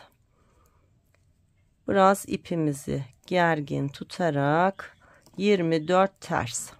Sonra 2 ilmeği birlikte ördüm. 25 düz, 26 ters, 27 düz, 28 ters. 2 ilmeği birlikte ördüm. 29 düz, 30 ters, 31 düz, 32 ters. 2 ilmeği birlikte 33 mü oldu, 4 mü oldu? Şaşırdım işte. Sayalım hızlı hızlı. 2, 4, 6, 8, 10, 12, 14, 16, 18, 20, 22, 23, 24, 25, 26, 27, 28, 29, 30, 31, 32, 33. Evet, 33. Üçüncü ilmeği 2 ilmeği birlikte düz ördük. 34 ters, 35 düz, 36 ters, 37 yine 2 ilmek birlikte ördük. 37 düz, 38 ters. Şöyle 2 ilmeği birlikte örelim. 38, 39, 40, 2 ilmeği birlikte örelim. 41, bir ilmek ters, bir ilmek düz, bir ilmek ters yapalım. Bakalım kaç oldu. Yine şaşırdım. Hem sayıp hem kesince şaşırdım. 2, 4, 6, 8, 10, 12, 14, 16, 18, 20, 23 bura. 24, 26, 28, 30, 32, 34, 36, 38, 40, 44 ilmek oldu. 44 ilmek biraz fazla arkadaşlar. 2 ilmek daha keselim. Burası 42 kalsın. Çok geniş olmasın bileğimiz. O zaman ne yapıyoruz? Şöyle birkaç ilmek sökelim.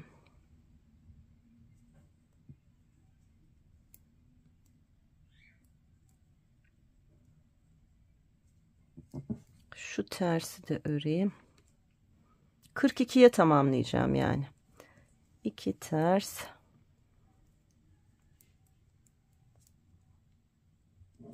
2 düz, 2 tersle 42 olmuştur herhalde. Bir daha kontrol edeceğim. 42. Evet, kontrol ettim. Tam 42 ilmeğim var. İlk ilmeğim düz. Son tur sonundaki ilmeğim ters. Yani düzgün bir lastik kurulumu da yapmış olduk. Şimdi var olan 42 ilmeğimizle beraber lastik örgümüzü öreceğiz. Katlanan bir paça çalışması olduğu için uzun bir lastik öreceğiz arkadaşlar. Şöyle 10 santim civarı. Yalnız burada dikkat etmemiz gereken şey şu. Bir tık daha sıkı örmeye çalışın. Ya da yarım numara kadar küçük şişiniz varsa lastik kısmını daha ince şişle örün. Sadece yarım numara kadar, çok değil. Ama başka şişiniz yok, tek şişiniz var ya da başka şişe geçmek istemiyorsunuz, şu anda benim yaptığım gibi. O zaman şu lastik kısmını örerken biraz daha sıkı örmeye çalışın. Şöyle lastik derli toplu güzel bir lastik çalışması olmuş olsun. Evet, ikinci sıramı örüyorum. Şu turu tamamlayayım. Sonra böyle 10 santim kadar aynı şeyin tekrarını yaparak uzun bir lastik çalışacağız arkadaşlar. Yine bakın, şiş geçişinde ipimi sıkı tutuyorum ki ilmeğim bozulmasın. Eğer şiş geçişlerinde ipi sıkı tutmazsanız, son örmüş olduğunuz ilmek bol kalırsa arkadaşlar örgünüz bozulur. Bakın, görüyor musunuz ne kadar düzgün? Çünkü ipi hep aynı şekilde tutuyorum. Bol kalmıyor ya da sıkı olmuyor. Bir sıkı, bir bol örerseniz arkadaşlar örgünüz bozulur. Evet, ikinci turu tamamladım. Şimdi 10 santim olana kadar örelim. Sonra yine birlikte kesim yapacağız ve ikinci bacağı örmeye devam edeceğiz. Arkadaşlar tam 10 santim uzunluğunda, bakın şöyle tuttuğumda 10 santim uzunluğunda, tam 10 santim de sayılmaz, 9,5 santim uzunluğunda örgümü ördüm. Üçüncü yumağım bitti arkadaşlar. Bakın burada. Bunu bir teknikle beraber gizliyoruz. Çok da hem kolay oluyor hem de hiç belli olmuyor. Bakın, normal ipimi bağladım ve şu görmüş olduğunuz düz örgülerin içerisinden yürüterek gizliyorum. Bunu örgünün düz tarafında yapıyorum. Çünkü katlanan bir model. Dolayısıyla ters tarafı düze geleceği için bu şekilde çalışıyorum. Aynı şeyi diğer tarafta ipin diğer ucu için yapıyorum.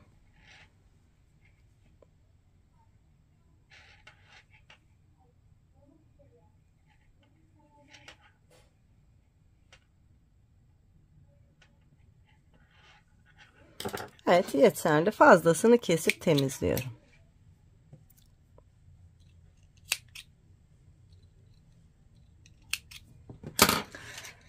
Şimdi kaç sıra ördüm onu da hemen sayıp söyleyeyim size. 2, 4, 6, 8, 10, 12, 14, 16, 18, 20, 22, tam 24 sıra boyunca lastik çalışmamı yaptım. Şimdi kesim yapacağız ve bitireceğiz örerek kesme tekniğiyle. 23. sıradayız ve tur başlangıcının hemen oradan kesime başlıyoruz. İlk ilmeğim düz olarak ördüm. İkinci ilmeğim ters olarak ördüm. Düz ördüğüm ilmeği, yani arkadaki ilmeği öndeki ilmeğin üzerine geçirdim. Sıradaki ilmek düz olduğu için düz ördüm ve arkadaki ilmeği üzerine geçirdim. Sıradaki ilmek ters olarak ördüm, arkadaki ilmeği üzerine geçirdim. Düzleri düz olarak, tersleri ters olarak örüyoruz. Sonra arkadaki ilmeği üzerine geçiriyoruz. Bu kesimi yaparken şu ipimizi çok sıkmayalım arkadaşlar. Esnek, böyle düzgün bir lastik kesimi yapmış olalım. Çocuğun bacağına böyle esneyecek şekilde rahatça girip çıkabilsin. Evet, var olan ilmeklerin tamamını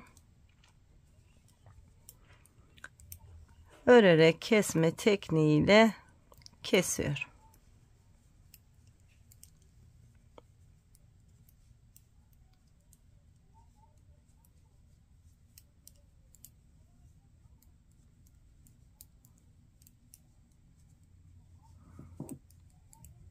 İlk şişimdeki ilmeklerim bitti. Şimdi ikinci şişe geçiş yapacağım. Bakın, son ilmeğim düz. Ördüğüm arkadaki ilmeği üzerinden geçirdim. Şimdi ikinci şişte olan ilmeklerimle devam edeceğim.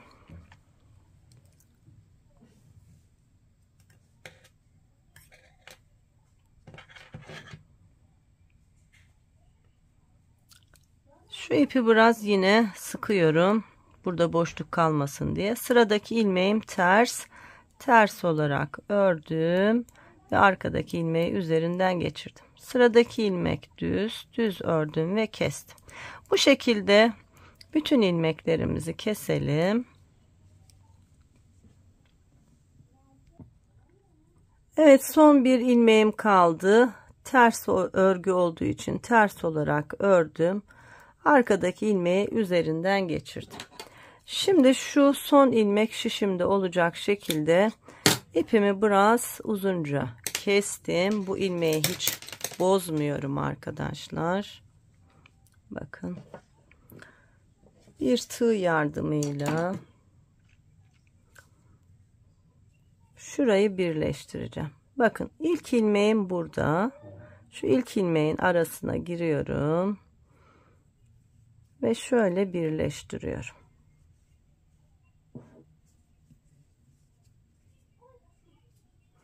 Sonra yine şu lastik örgümün arasından bir kez daha sabitleyelim, ne olur ne olmaz. Ardından yine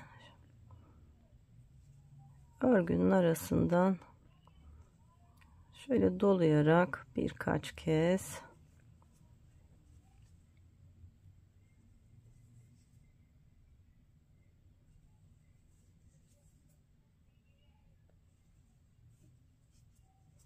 evet, fazlasını kesiyorum.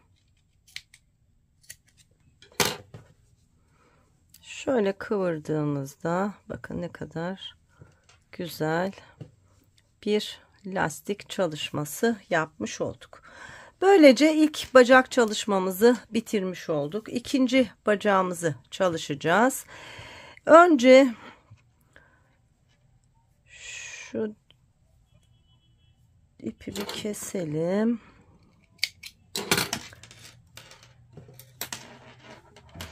Ve şişimize ilmeklerimizi alalım.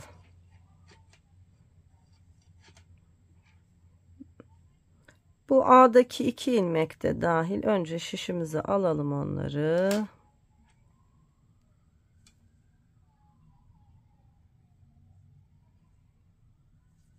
Evet, bu şekilde alalım arkadaşlar. Sonra devam edelim. Evet, ilmeklerin şu 2 tane A ilmeği hariç arkadaşlar diğerlerini şişe aldım. Şimdi şu A'daki diğer 2 ilmeği de ipimi alacağım.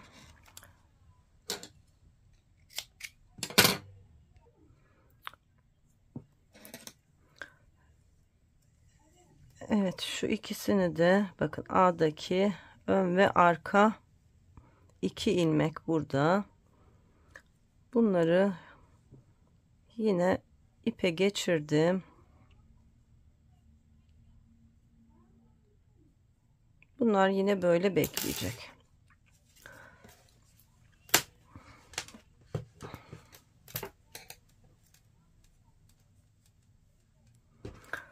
Şimdi ipimizi bağlayalım.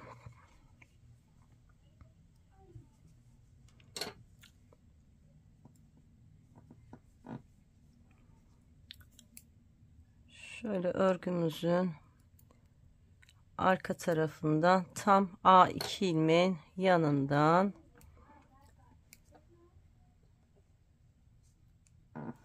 örüyorum. Yine örgüyü ortalayacağım. Bu A kısmını şişe gelecek şekilde ayarlayacağım. Yani şimdi şuralarda bir yerde, evet, burası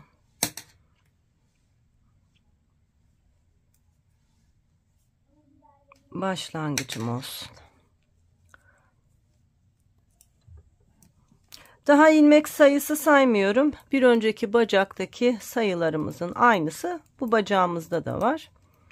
Şimdi ilk birleştirmeyi göstereceğim. Sonra tıpkı diğer bacakta yaptığımız gibi bu bacakta da örgümüzü öreceğiz. Kesimlerimizi yapacağız. Bileğe ineceğiz. Yine bilek kısmında kesim yaparak lastiğimizi öreceğiz ve bu bacağımızı da tamamlayacağız.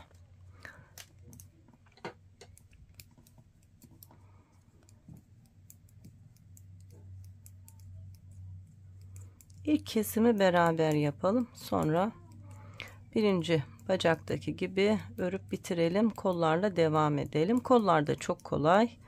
Kolları da hemencecik örüp bitireceğiz. Evet, bakın şişi ortalamış oldum.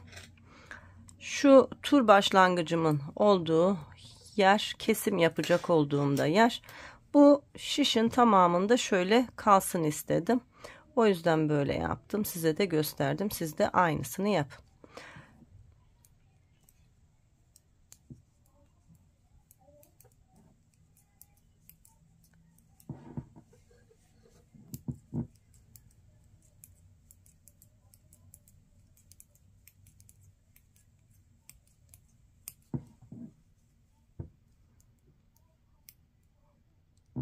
Evet, bakın son ilmeği tur başında sonunda ördüm. Tur başındaki ilmekle devam ettim. Şurası da başlangıç ipim. Aslında bu ipi biraz uzun bırakıp şu A kısmını bundan yapabilirdim. Eğer kurtarırsa yine öyle yaparım ama kurtarmazsa artık geçti. Siz eğer izleyip de sonra ayarlıyorsanız bu ipinizi biraz daha uzun bırakın arkadaşlar. Dalgınlığıma geldi. Normalde oradaki iple beraber ağ kapatabilirdim. Evet, birinci turu bitirdik. İkinci tura başladık. Bakın ne yapmıştık? 1, 2, 3 tur ördükten sonra ilk kesimi yapmıştık. Şimdi ben ikinci turu bitireyim. Üçüncü turu da öreyim. Sonra ilk kesimi beraber yapalım. Evet, üçüncü turu tamamladım. Şurası benim tur başlangıcım. Yine işaretleyicilerle gidelim. Siz de öyle yapın, böyle karıştırmazsınız. Şimdi üçüncü tur bitti arkadaşlar. Geliyoruz, bakın sıradaki iki ilmeği şöyle soldan sağa doğru birlikte örüyoruz. Sonra devam ediyoruz. Tur sonunda son iki ilmek kalınca tekrar keseceğiz.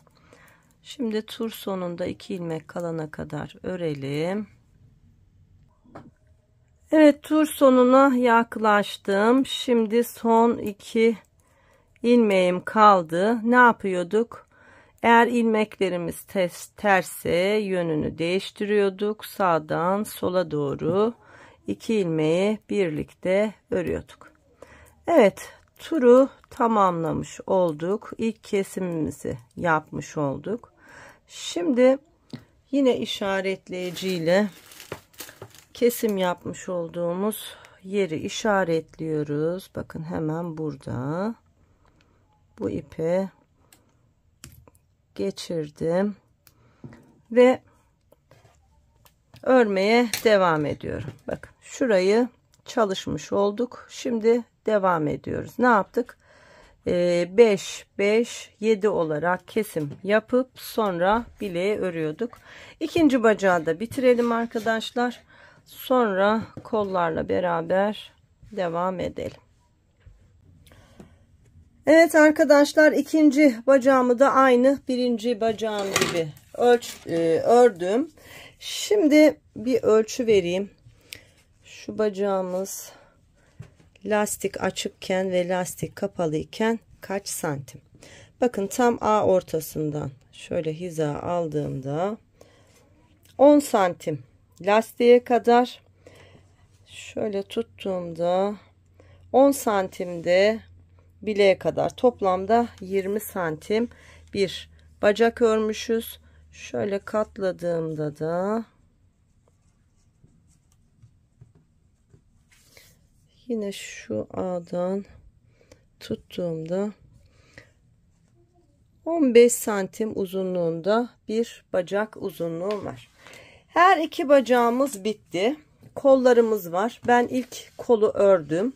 Tıpkı bacağımıza benzer şekilde kolumuzu da öreceğiz ve bitireceğiz. Hemen yine kol ilmeklerimi şişime alacağım ve örmeye başlayacağım arkadaşlar. Şöyle yapalım. Evet, bakın. İlk ilmekten itibaren tam kol altından ilmeklerimi şişe alıyorum.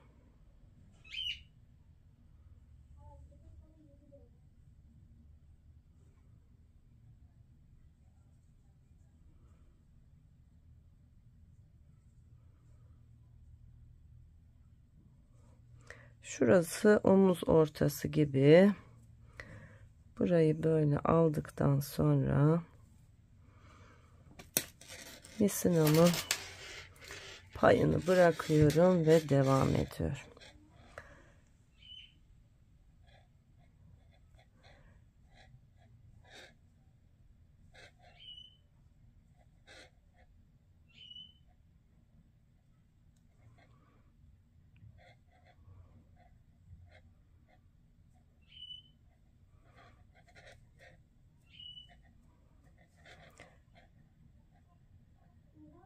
Evet, bütün ilmeklerimi şişime aldım. Kaç ilmeğim var hemen söyleyeyim. 2, 4, 6, 8, 10, 12, 14, 16, 18, 20, 21, 22, 24, 26, 28, 30, 32, 34, 36, 38. Tam 40 ilmeğim var kolumda. Şimdi başlayacağız.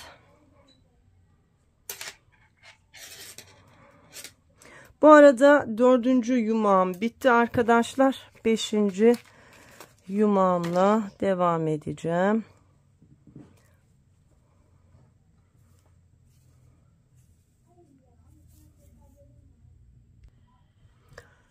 Evet, başlayalım.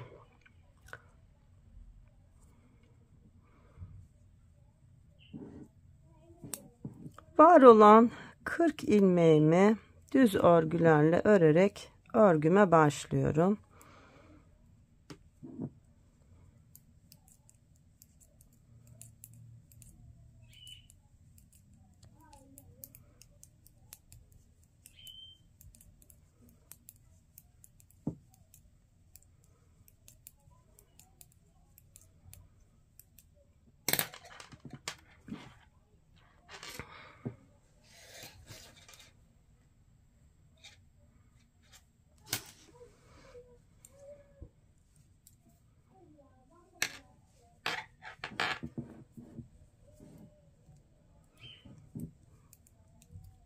Evet, şişin bir tarafındaki ilmeklerimi ördüm. Şimdi diğer taraftaki ilmekleri de örüyorum.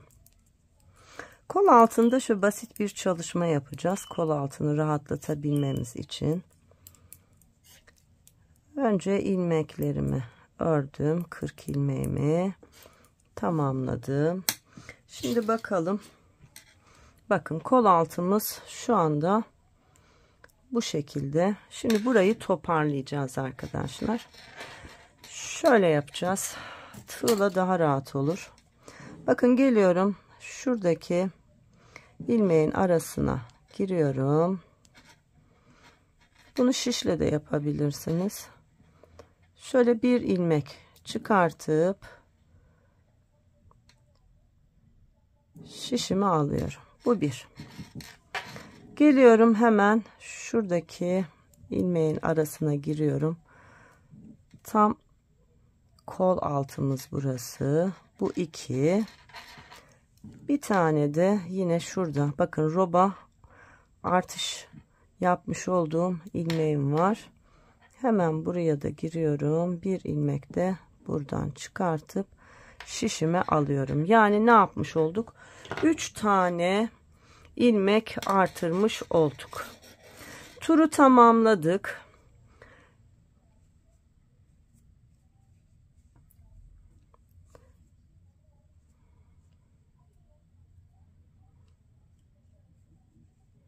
Ve ikinci tura başlayacağız.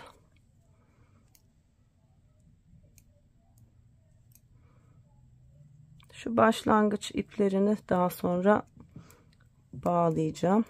Şimdi örgümün ilmeklerinin düzgünlüğü bozulmasın diye bağlamadan örüyorum. Sonra bağlayacağım. O zaman daha düzgün oluyor. Ben öyle çalışıyorum.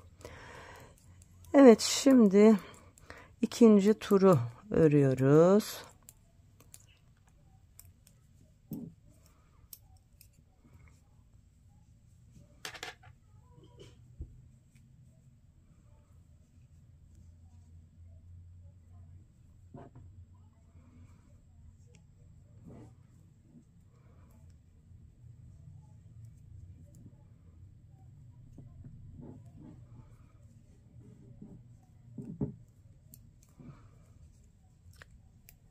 Kırk ilmeğimiz vardı. 3 ilmek artırma yaptık ve 43 ilmeğimiz olmuş oldu.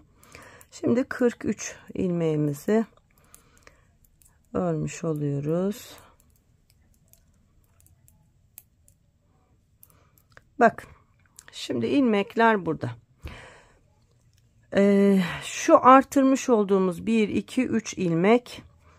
Şu normal 40. ilmeğimiz. Şimdi arkadaşlar şu 40. ilmeğimizle bunların yönünü değiştireceğim. Çünkü benim ördüğüm örgü şekline göre ters kalıyor. Bakın yönlerini değiştiriyorum. İkisini birlikte sağdan sola doğru kesiyorum. Şunların da yönünü değiştireyim. Çünkü bunlar da ters olmuş. Bunları da soldan sağa doğru birlikte örerek kesiyorum. Yani ne yapmış olduk? 3 ilmek artırdık. Sonra kol altında bu 3 ilmeğin 2 tanesini kestik. 1 ilmeğimiz kaldı. 40 ilmeğimiz vardı. 1 ilmek kol altından şu anda ilave olmuş oldu. Ve 41 ilmekle beraber kolumuzu örmeye başlamış olduk. Şimdi devam edelim. İlk kesmeyi göstereceğim size. Gerçi ilk kesmeye daha var. Şu orta yerini ayarlayayım. Onu da göstermeme gerek yok. Aynı bacaktaki gibi. Şimdi tekrar 3. tura geçmiş olduk. Şu 3.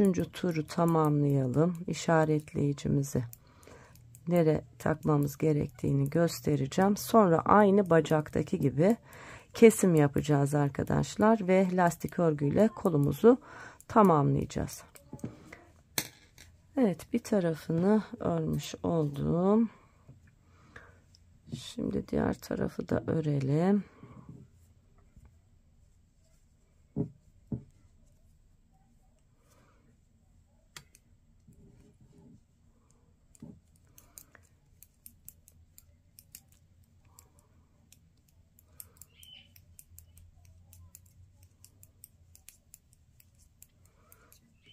Üç ilmek artırdık. 2 ilmeğini kestik.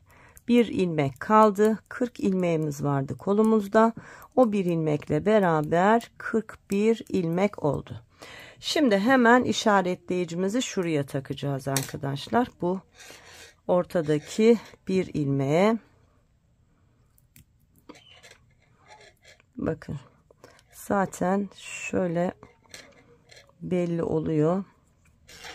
Şu ilmek. Bunu buraya şöyle taktım ve bundan sonra şu anda bir tur örmüş olduk. 9 tur daha öreceğiz ve ondan sonra kesimlere başlayacağız. İlk kesimi şu işaretlediğimiz yerden sonra 10 turu tamamladıktan sonra yapacağız. Sonra 2 kez de 7 sıra örüp tıpkı bacakta yaptığımız gibi keseceğiz. Şişimizde 35 ilmeğimiz kalacak arkadaşlar. Lastik çalışmasına geçeceğiz tıpkı bacakta yaptığımız gibi. Sadece bir ilmek eksilteceğiz ve 34 ilmeğimiz kalacak. O 34 ilmekle beraber de lastiğimizi örüp bitireceğiz. Şimdi size şuradan göstereceğim, daha rahat anlayacaksınız. Bakın. Kol altını çalıştık. 3 ilmek artırdık. Sonra kestik. Şu bizim işaretimizi koyduğumuz yer. Bakın zaten şöyle ortada görünüyor. Ondan sonra sayıyoruz arkadaşlar. 1, 2, 3, 4, 5, 6, 7, 8, 9, 10. İlk kesimi 10 sırada. Ondan sonra 1, 2, 3, 4, 5, 6, 7 sıra ördükten sonra ve tekrar bir 7 sıra ördükten sonra kesim yapıyoruz. Toplamda 1 2 3 kez kesim yapıyoruz ve 35 ilmeğimiz kalıyor. Son kesimi yaptık. Turu tamamladıktan sonra bir tur boyunca var olan 35 ilmeği örüyoruz. Sonra lastik çalışmasına geçiyoruz. Bakın. Lastik çalışmasında da 35 ilmekten sadece bir ilmek kesiyoruz ve 34 ilmekle beraber tam kaç sıra hemen söyleyeyim. 2 4 6 8 10 12 14 16 18 20 22 24 26 sıra örüyoruz ve 27. sırada kol lastiğinin kesimini yaparak ikinci kolu da tamamlamış oluyoruz. Birbirinin aynısı. Şu diğer kolu da başlarken arkadaşlar bakın hemen örgümüzün düz tarafından yine ipimizi kesiyoruz, ilmeklerimizi alıyoruz ve öyle örüyoruz. Kol altında önce 3 ilmek çıkartıyoruz, sonra 2 ilmeğini kesiyoruz, ortadaki ilmek kalıyor ve yine 10 sıra ör kes, 7 sıra ör kes, 7 sıra ör kes. Son kesimden sonra bir tur ör, sonra bir ilmek eksilt ve lastik örgüyü 26 sıra ördükten sonra 27. sırada kesim yaparak tamamla. Evet, bacağı anlattığım için daha teferruatlı anlatmıyorum. Aynı şeyi yapıyoruz. İkinci kolu ve birinci kolu arkadaşlar örüp tamamlayalım. Ondan sonra da şurada bir çalışmamız var. Çok sormuş olduğunuz hafif volanlı bir örgü çalışacağız burada. Onu çalışalım. Şu A birleştirmemizi yapalım ve tulumumuzun örgüsü bitmiş olsun. İkinci kolu da tıpkı birinci kol gibi önce ilmekleri aldım, sonra kol altından 3 ilmek artırdım. Sonra artırmış olduğum 3 ilmeği bir sonraki sırada kestim. 2 ilmek olarak kestim. 1 ilmek kaldı ve sonra örmeye başladım. Bakın 1 2 3 kesimden sonra kol lastiğimi ördüm ve esnek bir kesimle beraber kolumu tamamlamış oldum. Şimdi arkadaşlar kollarımız da bitti. Şu yaka kısmında şöyle kabarık bir yine lastik detayımız var. Şimdi onu çalışacağız. Sonra da şu A kısmımızı dikeceğiz ve artık tulumumuzu bitireceğiz. 5. yumağımı hala kullanıyorum. Yani 5 yumakla beraber tulumumuzu tamamlamış olacağız arkadaşlar. Bakın kalan ipim bu, yarım yumak kadar ipim kaldı. Evet, yine aynı şişimle beraber örgüye başlayacağım.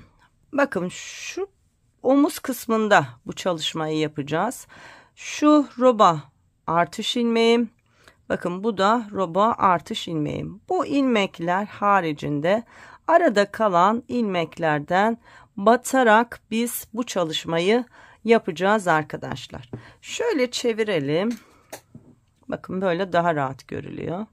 Şu roba artış ilmeğim, hemen onun yanındaki ilmeğe şöyle haroşaya batarak ilmek çıkartmaya başlayacağım ve omuz detayımı öreceğim.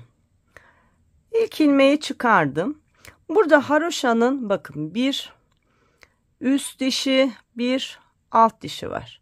Hem üstten hem alttan batacağız sırayla. Bakın. İkinci ilmeği çıkardım. Sonra geldim. Üçüncü ilmek burada. Onu çıkardım.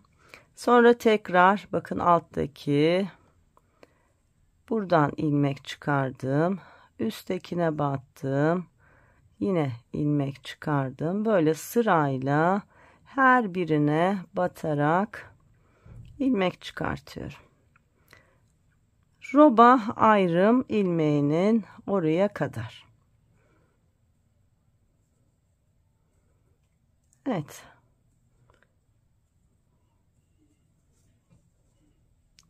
bir alttan bir üstten batarak çıkartıyorum.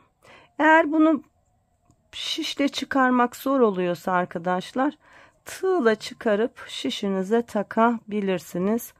Ama bana en kolay gelen yöntem şişle çıkarmak oluyor. 2, 4, 6, 8, 10, 12, 14, 16, 18, 20, 21. Bakın son yuvaya da battığımda tam 22 ilmek çıkarmış oldum. Yine roba ayrım ilmeğinin oraya gelmiş oldum. Tekrar sayalım. 2, 4, 6, 8, 10, 12, 14, 16, 18, 20, 22 ilmek çıkarttık. Geriye dönüyoruz.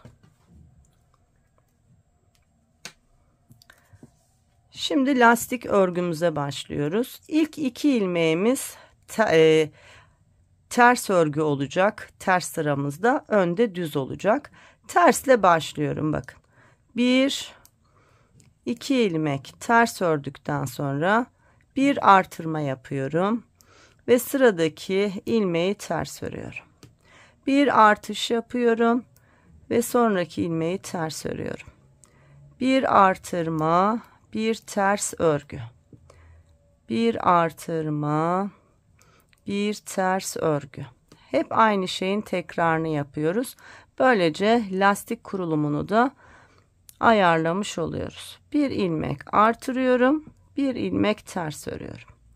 Bir ilmek artırıyorum, bir ilmek ters örüyorum. Bir artır, bir ters ilmek ör. Var olan ilmekleri son 2 ilmeğim kalana kadar bu şekilde örüyorum ve artırıyorum. Bir artır, bir ters ör. Bir artır, bir ters ör. Bir artır, bir ters ör. Bir artır, bir ters ör. Bir artır, bir ters ör.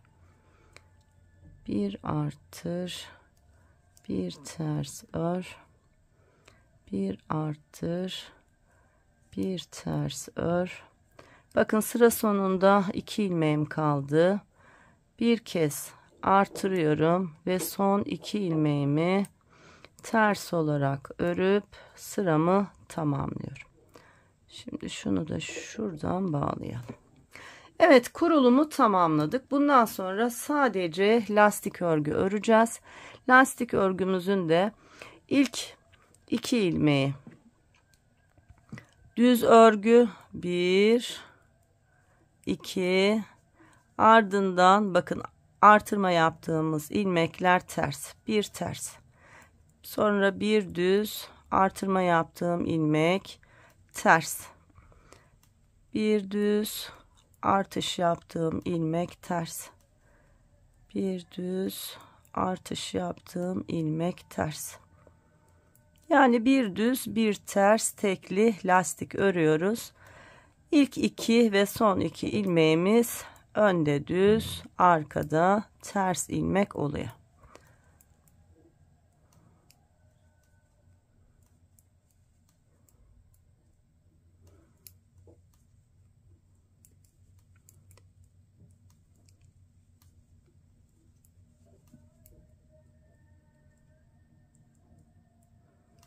Artış yaptığım ilmek ters, sonra bir düz. Artış yaptığım ters, sonra bir düz. Artış yaptığım ters, sonra bir düz. Artış yaptığım ters, sonra bir düz. Yani bir ters, bir düz, bir ters, bir düz tekli lastik.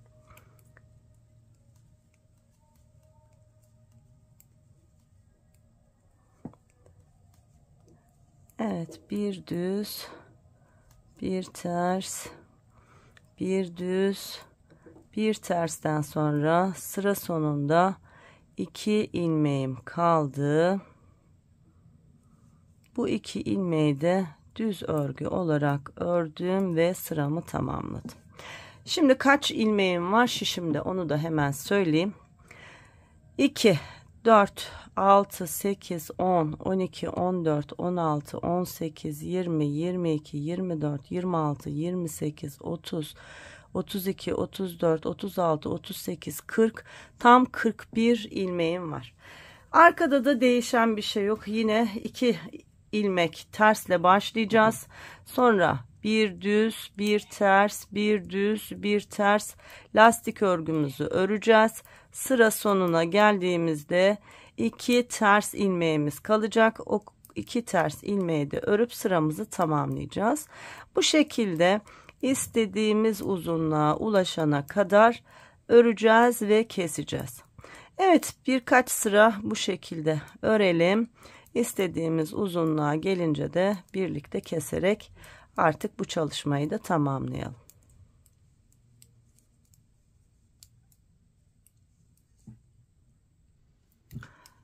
Evet arkadaşlar, artırmaları yapıp ilmek aldığım sıraları da eğer sayarsak tam 10 sıra örmüş oluyorum. Artırma yaptığımız sıra ve ilmek aldığımız sırayı saymazsak, sadece lastik ördüğümüz sıraları sayarsak da 8 sıra lastik örmüş oluyorum. Şu anda örgümün bakın arka tarafında 8. lastik sıramı örerek tamamlıyorum. Bu benim için yeterli bir uzunluk. Artık kesmeye başlayacağım ve bu omuz detayını da tamamlamış olacağım. Bakın örgünüzün arka tarafını şöyle tutun. Lastik kısmına başladığımız örgüleri saydığımızda 2, 4, 6, tam 8 sıra örmüş oluyoruz. Böyle kontrol edebilirsiniz. Evet, şimdi örgümüzün düz tarafında örerek kesme tekniğiyle kesim yapacağız. Normalde lastik örgülerde lastik kesim tekniği uygularız, fakat bunda öyle yapmayacağız. Hep düz örüp öyle keseceğiz. Şöyle düz bir hat elde edebilmek için. Sıradaki ilmeği örüyorum. Arkadaki ilmeği üzerinden geçiriyorum. Düz örgü örüyorum. Arkadaki ilmeği üzerinden geçiriyorum. Her bir ilmeği düz olarak örüyorum. Arkadaki ilmeği üzerinden geçiriyorum. Çünkü şu görüntüyü elde etmek istiyorum. Kesim yaparken de sıkı bir kesim yapmayın. Yine şöyle bol örgülerle beraber örüp kesmeye dikkat edin. 41 ilmeğimiz vardı. 41'inin de bu şekilde kesimini yapıyorum. Evet, var olan ilmeklerin tamamını keselim.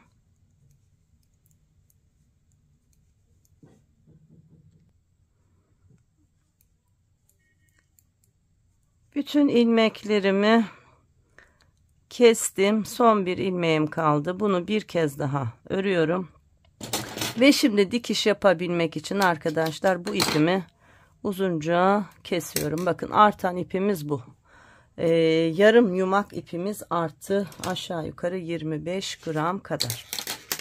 Şimdi bu çalışmayı yaptıktan sonra bir küçük dikiş çalışması yapmamız lazım.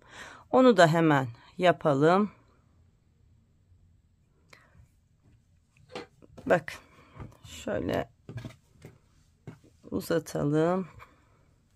Bakın örgümüz böyle. Tam şu roba ayrım çizgisinin yanından, yani şuradan dikeceğiz. 10 sıraya ayarlıyorum ve dikmeye başlıyorum. Bak. İlk ilmeklerin içinden girerek dikiyorum.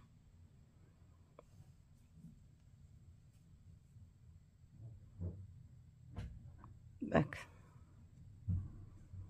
Geliyorum. Sıradakine. Sonra tekrar içeriye. Sonra sıradakine. Sonra tekrar içeriye bu şekilde yaka detayımızı tutturmuş oluyoruz. Bakın. Hep ilmek aralarından girdiğim için çok düzgün bir dikiş elde etmiş oldum. Sanki bütün örülmüş gibi. Evet, son yuvama da şöyle girdim.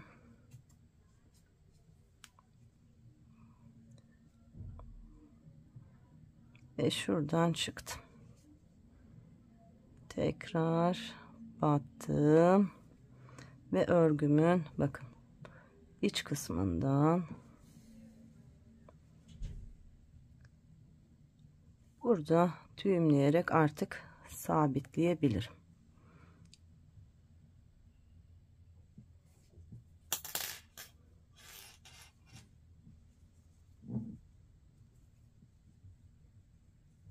Evet.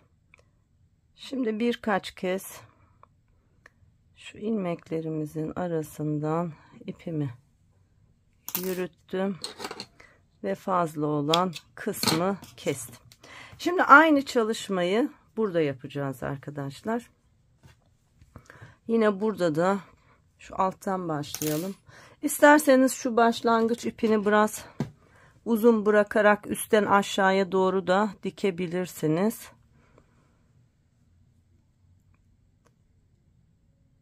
Ben alttan yukarıya doğru dikeceğim. Diğer tarafta yaptığım gibi. Önce şu ipi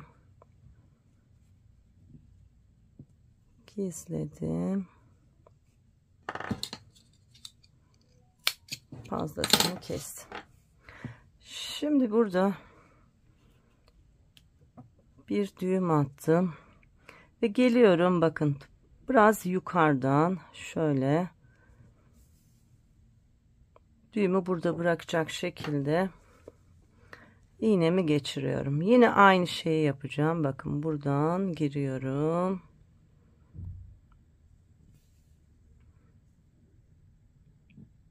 Batıyorum ve çıkıyorum. Geliyorum. Batıyorum ve bir sonrakinde tekrar geliyorum, batıyorum ve çıkıyorum. Bakın sanki hiç dikiş yapmıyormuş gibi, sanki örgüyle bütünmüş gibi çalışıyorum.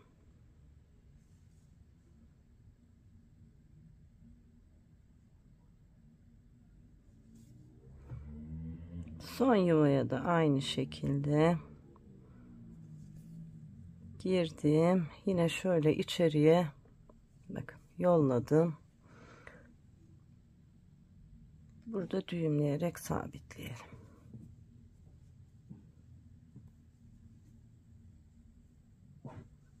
Ve yine örgümüzün içerisinden ipimizi yürütelim ve fazla olanı keselim. Evet, yaka detayımız da bitmiş oldu arkadaşlar. Omuz detayımız da bakın ne kadar güzel oldu. Çok merak ediyordunuz, Instagram'da devamlı soruyordunuz.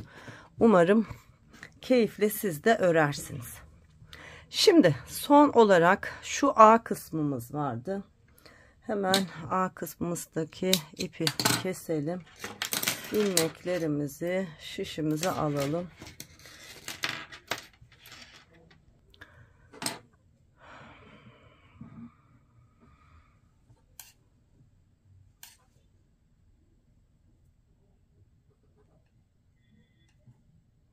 İki ilmek ön tarafta, 2 ilmek arka tarafta ilmeklerimiz vardı.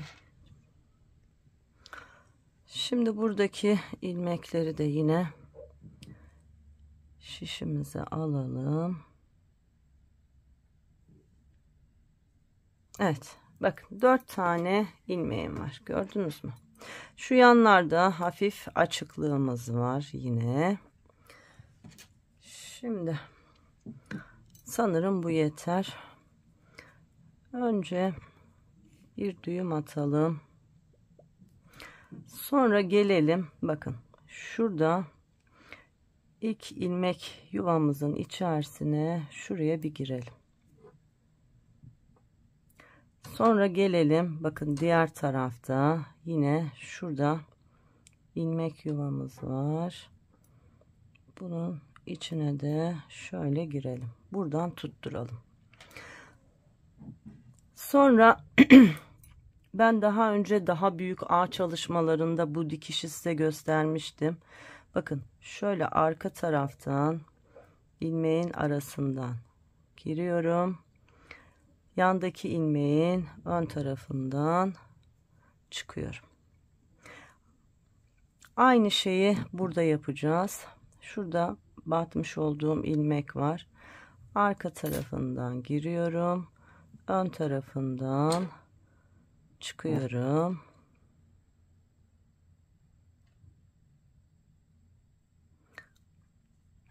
Tekrar buradan batıyorum. Şimdi aynı çalışmayı şurada yapıyoruz. Bakın buradan şöyle çıkıyorum. Ve tekrar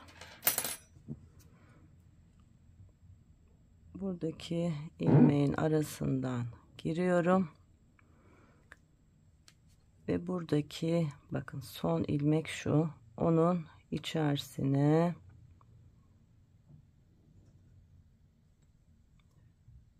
şöyle ilmek arasına giriyorum. Evet. Şimdi içeride bunu tamamlayacağız ve bitireceğiz.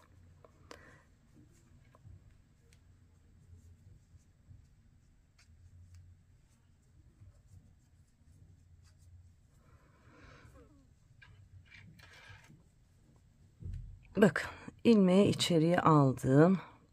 İpim burada. Şurada başlangıç ipim var. Onu da içeriye aldım. Şimdi bunu burada düğümlüyorum.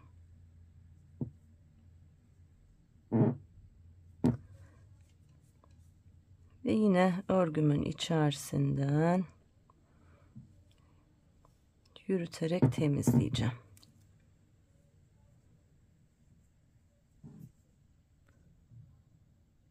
Diğer tarafta da yine aynı işlemi yapacağım.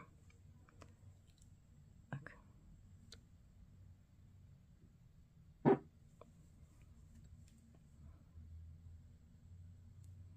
Bak. Hatta şu başlangıçtan bunu düğümleyelim. Daha sağlam olsun.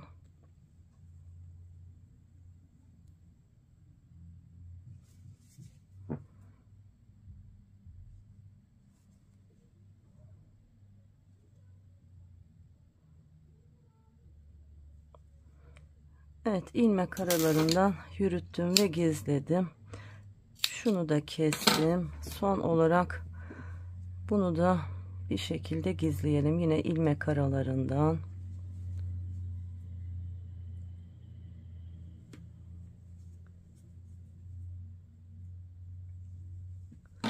Evet, bunu da keselim.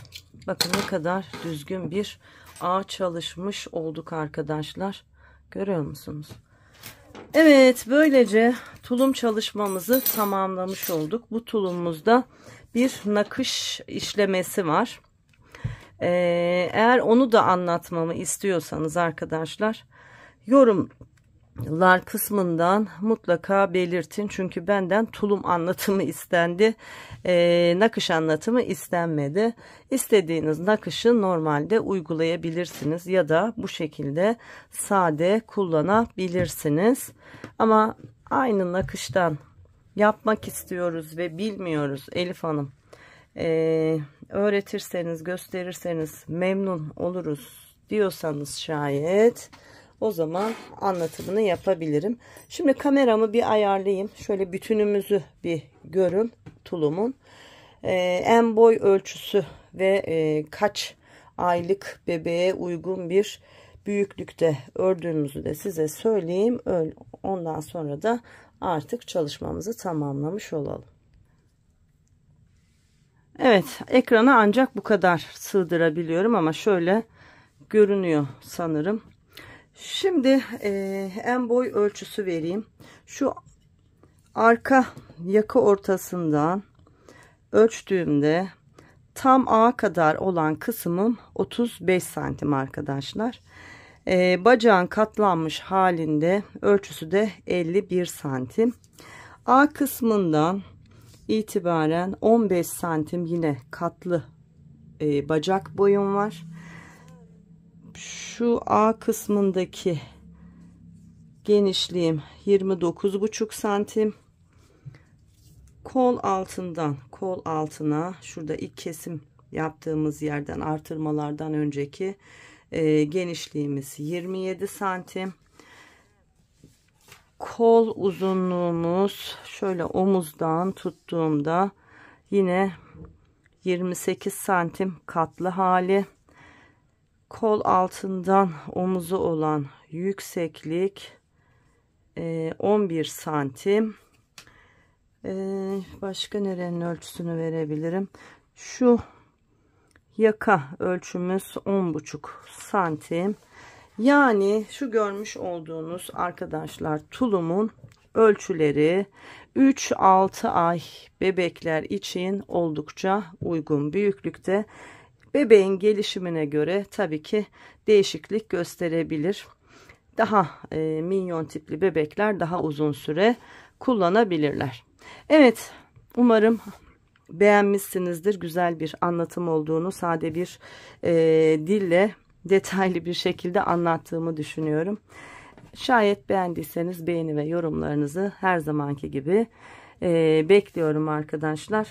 Dediğim gibi bir sonraki çalışmamda eğer üzerindeki nakış çalışmasını istiyorsanız yorumlar kısmına belirtirseniz ben de ona göre anlatım yapabilirim. Evet, her şey gönlünüzce olsun. Hoşça kalın.